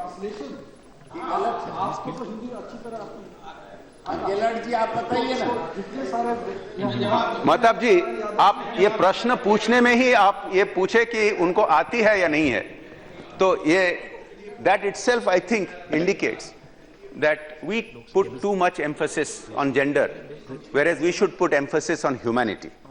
This bill comes from Rajya Sabha. The translation is also comes from Rajya Sabha. So we can ask them for a clarification. Sir, my point is, whether unko aati hai ya unko aata hai, I think we people from the East, we make a mistake sometimes, because we treat gender differently in our language, and that is the very point, sir. The point is, we treat gender equally, and I think we should all treat gender equally. The whole point of this bill, sir, is that we treat them as human beings, not as males, females, or other, or transgender. We treat them as human beings, sir. We must all have big hearts. We must all have compassion for people who are different from us. And that is the only purpose of this bill, sir. I was going to also allude, sir, that apart from our own legacy, apart from what we have learned from our history and our culture, other countries are beginning to take steps to ensure that transgender community in their countries are treated equally, sir. Sir, we could consider, for example, the example of Portugal, which is believed to today have the most expeditious and transparent procedures for establishing gender identity for those, not just in the transgender community, but in any of these communities. We can take the example of Argentina, sir, which has not the cumbersome procedures, because sometimes people have gender reassignment medical procedures. It does not require any of that. It requires people to choose their lifestyle and treat them on that basis as taking their word for it, sir. Sir, this government has started procedures unrelated to this in many ways, saying that a citizen's self-certification on many kinds of forms should be good enough. It should not require a gazetted officer, should not require a government servant to authenticate what the citizen is self-declaring. This is the principle. When you look at some other countries, how they have provided, if you look at what our Election Commission, Reserve Bank of India, Census is already doing, this should apply all across, sir. Apply to all government forms, apply to all education application forms, apply to job applications, sir. Because a citizen's self-certification should be enough, unless there is evidence otherwise, unless there is evidence that the citizen is not to be relied upon. Sir, I come to the point that the government itself is supporting this move and has set up, it had set up a committee and taken some steps and has brought a bill, sir. And here I want to point out this a very important, significant difference between what the government's bill proposes and what this private member's bill proposes. Sir, although both the bills provide principles that should guide the government authorities, but one key principle of, and I quote this, of respect for difference and acceptance of transgender persons as part of human diversity and humanity, that aspect is not there in the government bill. This is a core fundamental principle which is there in this bill, which has been passed by the Rajya Sabha and which is here before us today, sir. Respect for diversity and acceptance of that diversity is what is crucial, sir. And that is why it is important that we must consider this bill in depth. And sir, a point will come when we will have to take a decision what we want to do with this bill. I would like to mention to my honorable colleagues here that we have the opportunity of making history. We have the opportunity, if we pass this bill for the first time in nearly half a century, that we members of parliament can initiate and make law and not depend only on the government of the day to bring law. We are not at different purposes. The government itself wants to bring a similar law. But if we pass this bill and make it law, it would be a historical going back to what we had until the early 1970s, when it used to be that private members' bills could get passed. Sir, this is the point worth dwelling on for a little bit. Sir, if you look at democracies all over the world, it is not only government bills which get passed, sir. If you look at democracies like America, if you look at UK and Canada and Germany and Australia, sir, it is quite common that ordinary members of parliament, whether they be part of the governing side of the benches or from the opposition side of the benches, they can introduce bills, and if these bills are popular, if they can make a very good argument and if they can seek the support of their colleagues, such bills can pass. And I want to, sir, appeal to all members, those who are present here today and those who are absent but may be here when the time comes to take that decision on this bill. Please keep this in mind. We have got this historic opportunity since the early 1970s for the first time. It would be a wonderful thing if we can pass the law. We are not against the government, sir. We are not against the government's bill. Both are very similar in many ways. I would also beseech the government that in the case of this bill, being that it has already passed the Rajya Sabha, being that it is about something not controversial, this bill is not controversial. This bill has the support of the Supreme Court. This bill has the support of the other house. This bill has the support of any right-thinking person, sir, who would want to have a small heart, who would want to discriminate against transgender people. But we can make history, sir.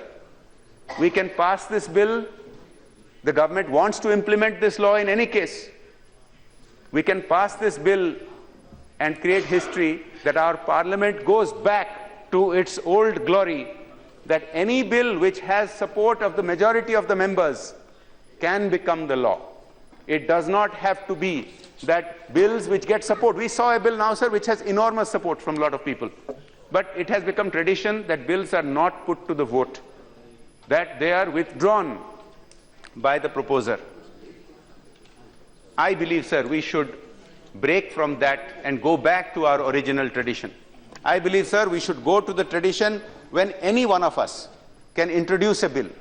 And if we can get the support of enough number of members of parliament, that should become law. And we have that opportunity here today for the first time.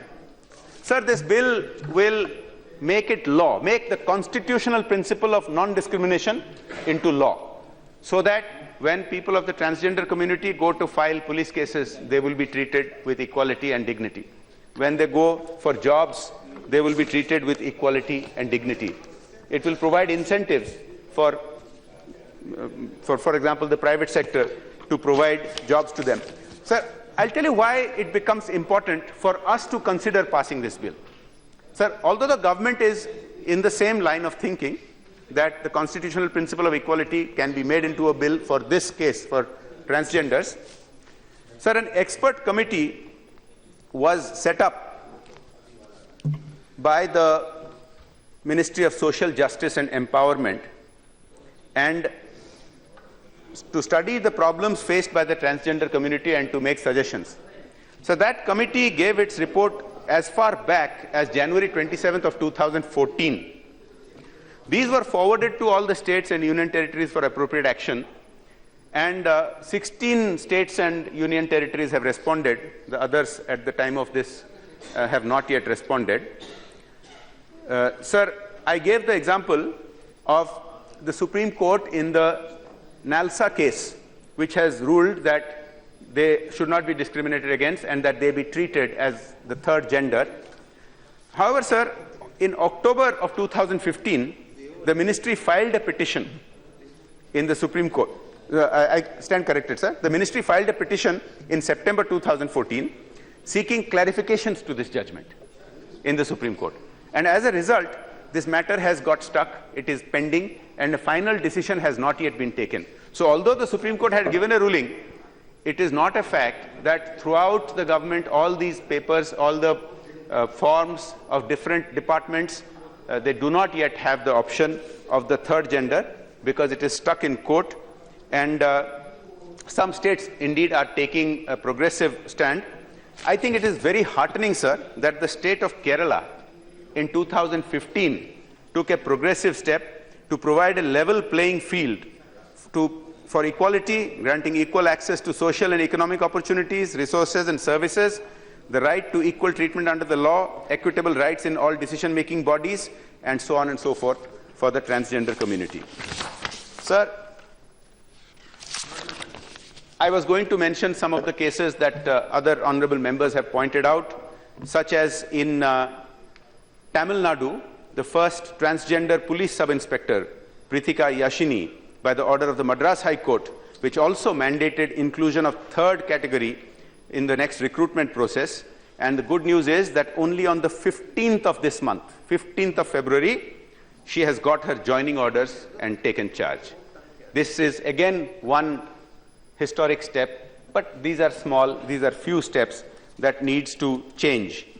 Other countries are also going ahead, sir. I gave examples of countries which are far away. Let me give you the example of next door, Nepal, sir.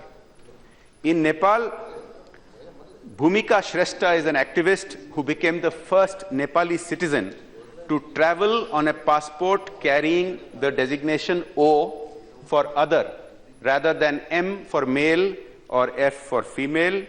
And this could be the future for international travel so that there is no discrimination. Sir, I had referred to the court judgments in both the Delhi High Court and the Supreme Court judgment on the constitutional principle of equality. I think it is important to read out what Justice Mrudul in the Delhi High Court judgment of October 2015 held in favor of a transgender person, citizen, and I quote this, sir.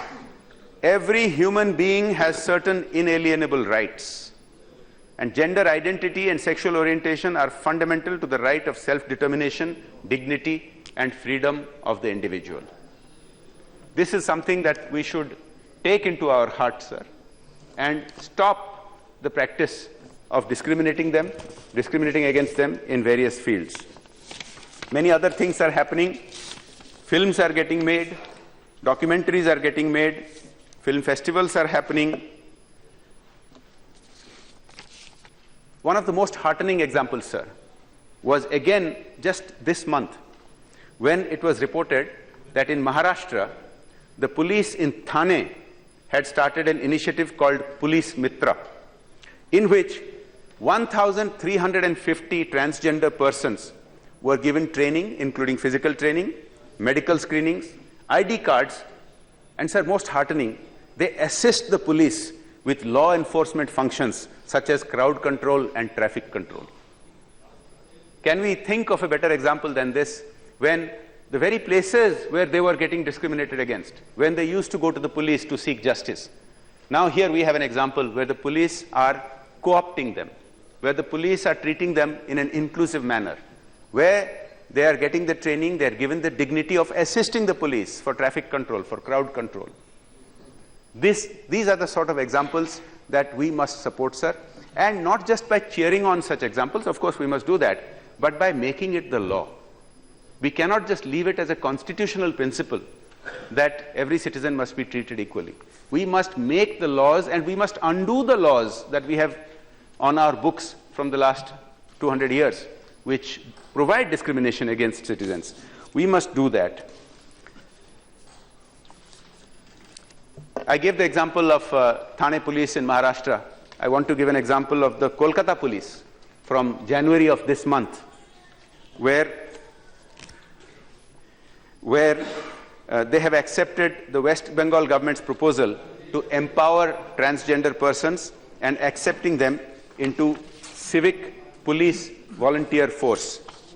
Sir, I realize I have spoken for quite some time, and there are other members who wish to speak on this subject, and I don't want to continue this for the sake of continuing it. Although, sir, I was hoping that we could take this into the next session where we can have more members and dwell and take a decision on that historic opportunity that we have today for passing such a bill, not just because it is about the rights of a minority community of transgenders, but also about the constitutional opportunity today that we have of re-establishing the supremacy of Parliament, of re-establishing that it is the job of Parliament to make laws, not just laws that are brought by the government of the day, but laws that are suitable for the country for this time. And since the government has no opposition to the principle of the law, in other cases, sir, they say that please withdraw this bill, we will bring a similar bill. Here also they have prepared a bill. It's not that they are just saying it, but here we have the opportunity of this bill having passed the other house. And if we can pass it in this house, sir, it would be a tremendous assertion of the supremacy of Parliament, and with that, sir, I would like to submit that we consider this bill as an opportunity to impress upon the rest of the country that right from the highest temple of democracy, we are sensitive to the needs of every citizen, no matter how small their community, no matter how marginalized their community, that we have the heart to bring them into the mainstream. Thank you, sir. Sri Jagadambika Pal.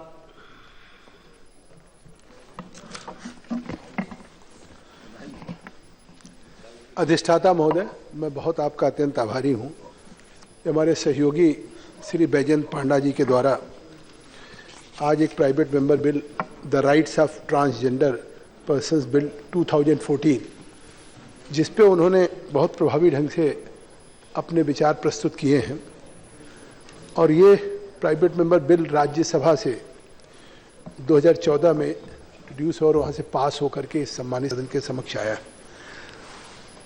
हमारे विधायिका का अधिकार है, और विधायिका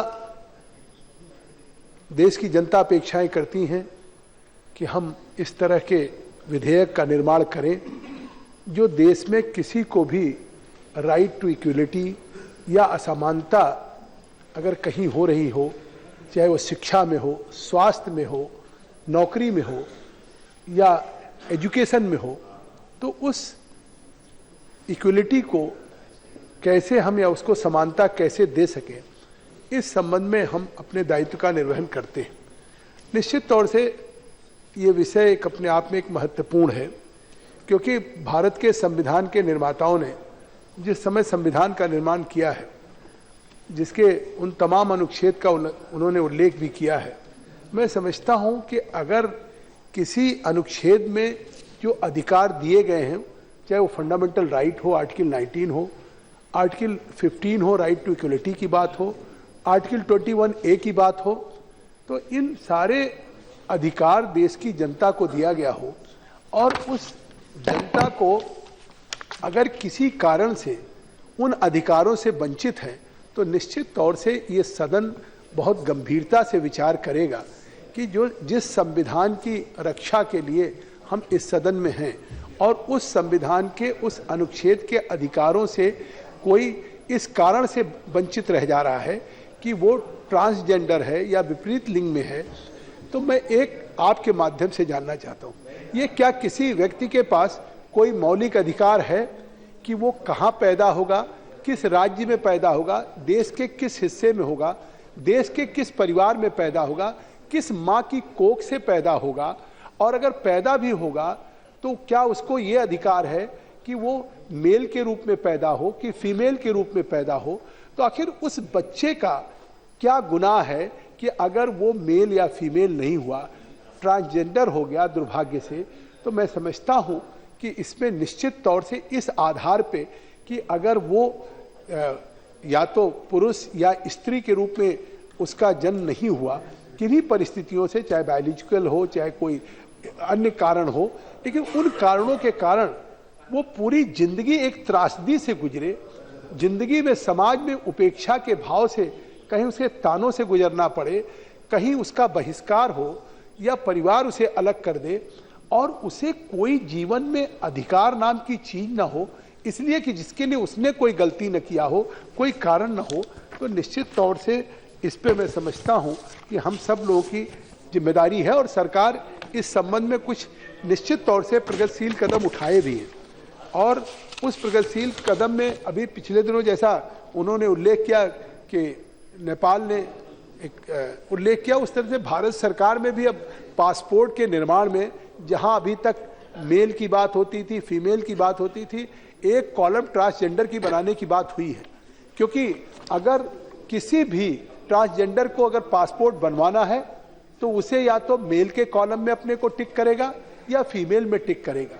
ठीक है, यहाँ तो पासपोर्ट से बन जाए, लेकिन अगर किन्हीं वो पासपोर्ट लेकर के दुनिया के किसी हिस्से में जा रहा है और वो ट्रांसजेंडर है और उसने मेल और फीमेल में अपने को संदर्भित किया है या उल्लेख किया है, तो उसके नाते उसे दुनिया के अपने देश की बाहर दूसरी धरती पे किस तरह के सिचुएशन को फेस करना पड़ता है, किस तरह से पुलिस की कार्रवाई को फेस करना पड़ता है, इन परिस्थितियों को देखते हुए कदम उठाए गए।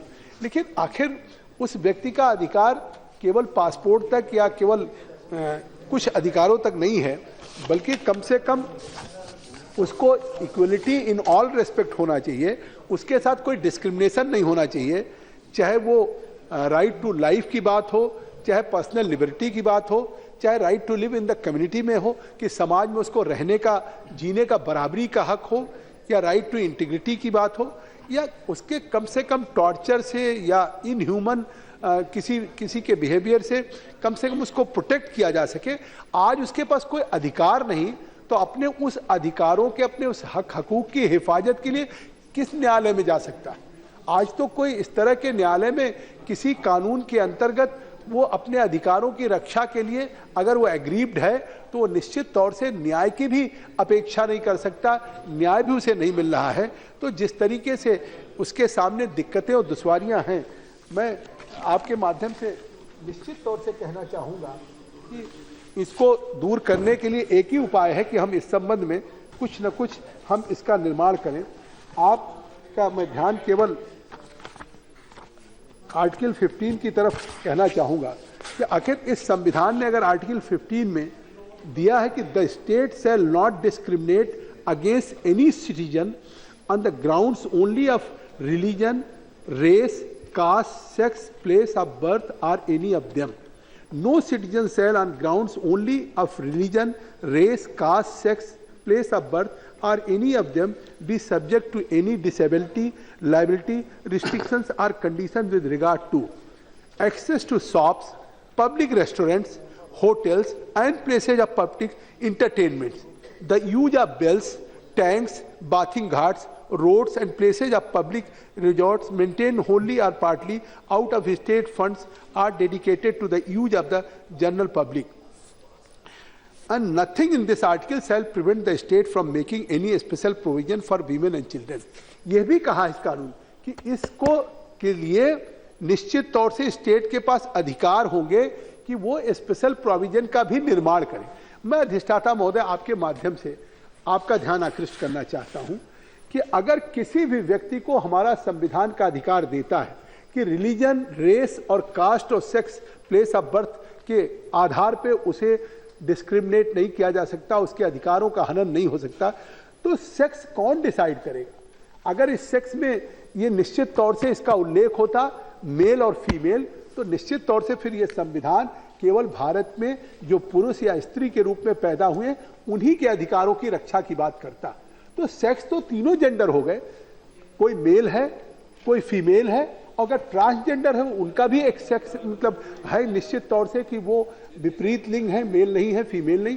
तो अगर इसमें इस तरह का उल्लेख नहीं है तो आज तो अगर उन्हें हम कोई अधिकार नहीं देते हैं, उनके लिए हम कोई कानून नहीं बनाते हैं, तो एक तरह से हमारे संविधान के इस आर्टिकल 15 का ही अपने आप में कहीं ना कहीं वायलेशन हो रहा है। और इसी तरह से मैं आपको अनुच्छेद 21A की तरफ भी आपका ध्यान आकृष्ट करना चाहूंगा, इस सम्मानित सदन का भी ध्यान आकृष्ट करना चाहूंगा कि 21A में साफ है स्टेटेड कि the state shall provide free and compulsory education to all children of the age of 6 to 14 years in such manner as the state may be by law determined।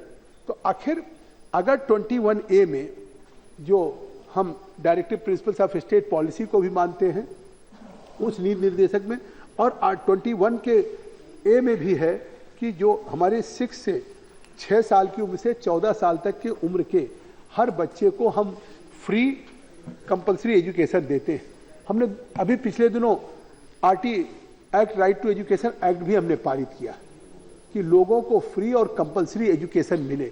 जहां हम इस तरह के प्रगतिशील कदम उठा रहे हैं कि जो संविधान में अधिकार, शिक्षा का मौलिक अधिकार दिया गया था, उस शिक्षा के मौलिक अधिकार को हम क्रियान्वित करने के लिए, उसको लागू करने के लिए हम एक अलग से विधेयक लेकर के आए हैं आरटी का। और आज सभी राज्यों को भारत सरकार उस संघीय ढांचे में एक बड़ी फंडिंग कर रहा है।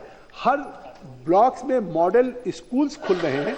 तो आखिर स्वाभाविक है कि ये जो ट्रांसजेंडर के लोग हैं ये किस स्कूल में जाएंगे अगर जब तक कि इनको ना हो, या तो फिर ये अपने उस सेक्स को छिपाने की कोशिश करें, वो किसी या तो मेल अपने को कहें, फीमेल, और फिर अगर किन्हीं परिस्थितियों में फिर वो स्कूल जब ये उल्लेख करता है कि ये मेल नहीं है या फीमेल नहीं, तो उसे उस स्कूल से बाहर जाना पड़ता है।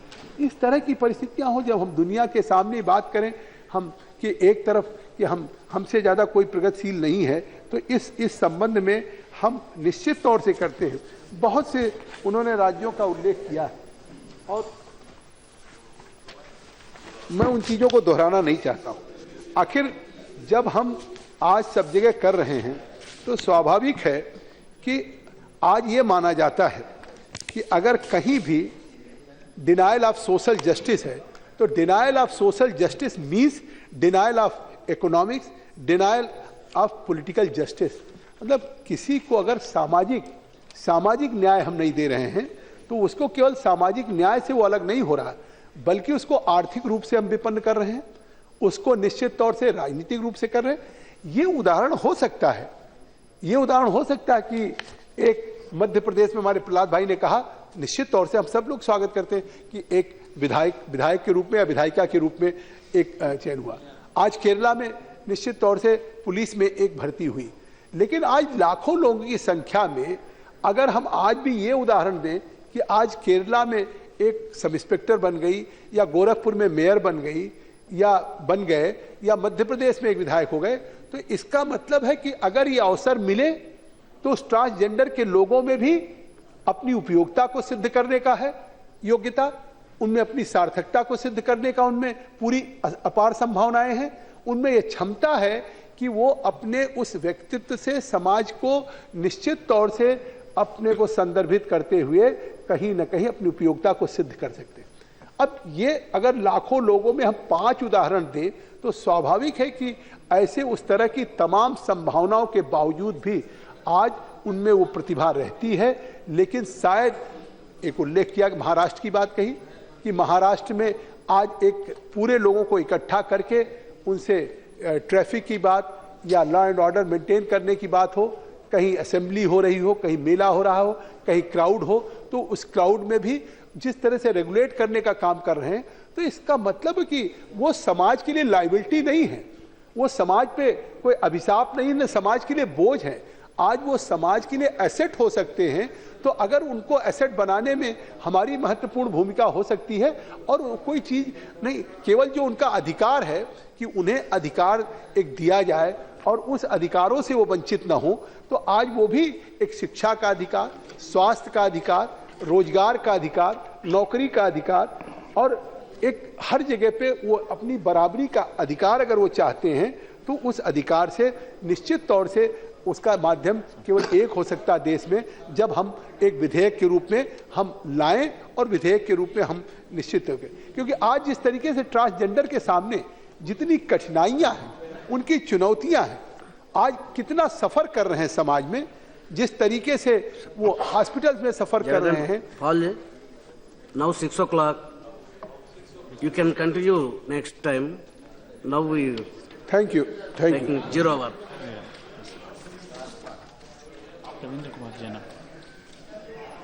Ravindra Kumar Jena. Thank you so much, sir, for giving me an opportunity to speak on a subject which has got a serious implication on hundreds and thousands of people living in our country.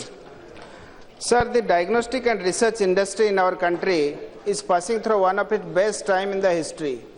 And this industry is expected to touch a revenue of around 300 billion this year, which is growing at a compounded annual growth rate of 17%. While, sir, this is a good news for those who are working in this industry, but there is a story which is on the other side of it. There are about 50,000 diagnostic laboratories which are there in our country, sir, and only 1% of that are having accreditation from National Accreditation Board. While it is 1% for a country like India, the corresponding figure for other emerging economy like Brazil is about 85 to 90%. Sir, when this sector is not getting regulated, it is having very cascading effect on our people. And there are no laws in the country which is governing this sector. Even if the government passed the Clinical Establishment Act 5 years back in 2011, that is still to be implemented on the ground, sir. Now, what is the result, sir? I will just give an example what has happened in my parliamentary constituency in Balasore, Odisha, sir. Just last week, one particular individual who was suffering from high fever, the doctor said that he could be suffering from dengue. He did 3 tests simultaneously. One lab gave the test report at 46,000 platelet count, second gave 1,25,000, and the third one gave 2,40,000.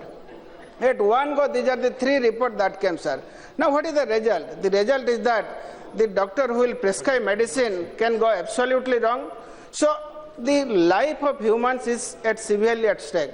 So my point is that how can the government keep quiet in this kind of a scenario and allow this sector to be completely unregulated? So under these circumstances, I would ask the Union government and the Ministry of Health to take cognizance of this serious menace our society is having.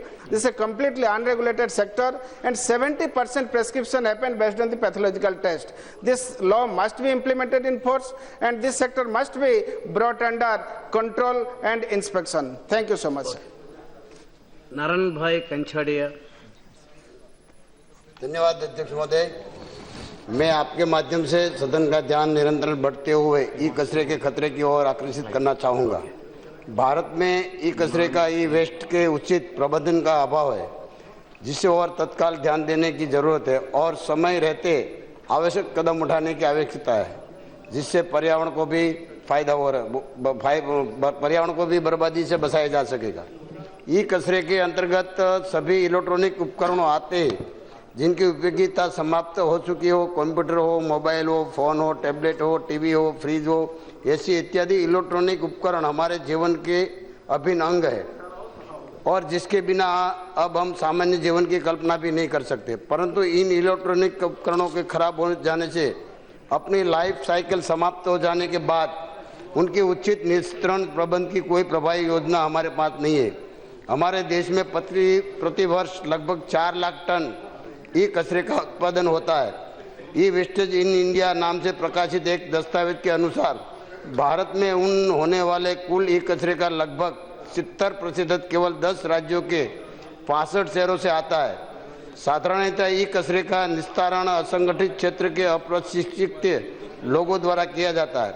इस क्षेत्र में काम करने वाले लोगों इस कार्य के लिए आवश्यक सुरक्षा मानकों से भी अभिनिष्ठ है। इस वक्त देश में लगभग 16 कंपनियां ई कचरे का रिसाइकलिंग के काम में लगी है। इनकी कुल क्षमता साल में लगभग 66,000 टन है।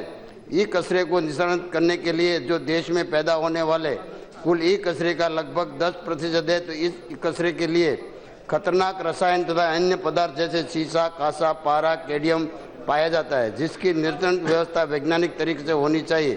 अंत में मैं आपके माध्यम से ये अनुरोध करना चाहूँगा कि सरकार इस विषय को अवलंबित करके संज्ञान में लाते हुए ई कचरे का प्रबंधन और निस्तारण हेतु प्रभावी कदम उठाए। धन्यवाद।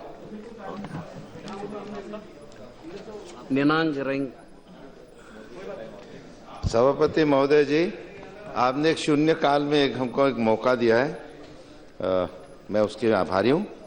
सरकार ने सबका साथ सबका विकास और कोऑपरेटिव फेडरेशन का जो नारा लगाया है, ये खासतौर हमारे उत्तर पूर्वी राज्यों में और अब जो हालात है आप देख सकते हैं कि अभी जो अरुणाचल में जो हाल ही में जो हुआ है, एक उदाहरण है जो प्रजातंत्र को ये एक बहुत बड़ा धब्बा दिया है। देखिए, ये जो आपने जिस प्रकार से जो मैक्सिमम गवर्नेंस और मिनिमम गवर्नेंस के विषय में आपने अभी राष्ट्रपति भाषण में भी आपने दिया है, इसमें एक मैं कहता हूं कि हमारा जो प्रजातंत्र को आपने उसके मुंह में एक बहुत बड़ा चांटा दिया है।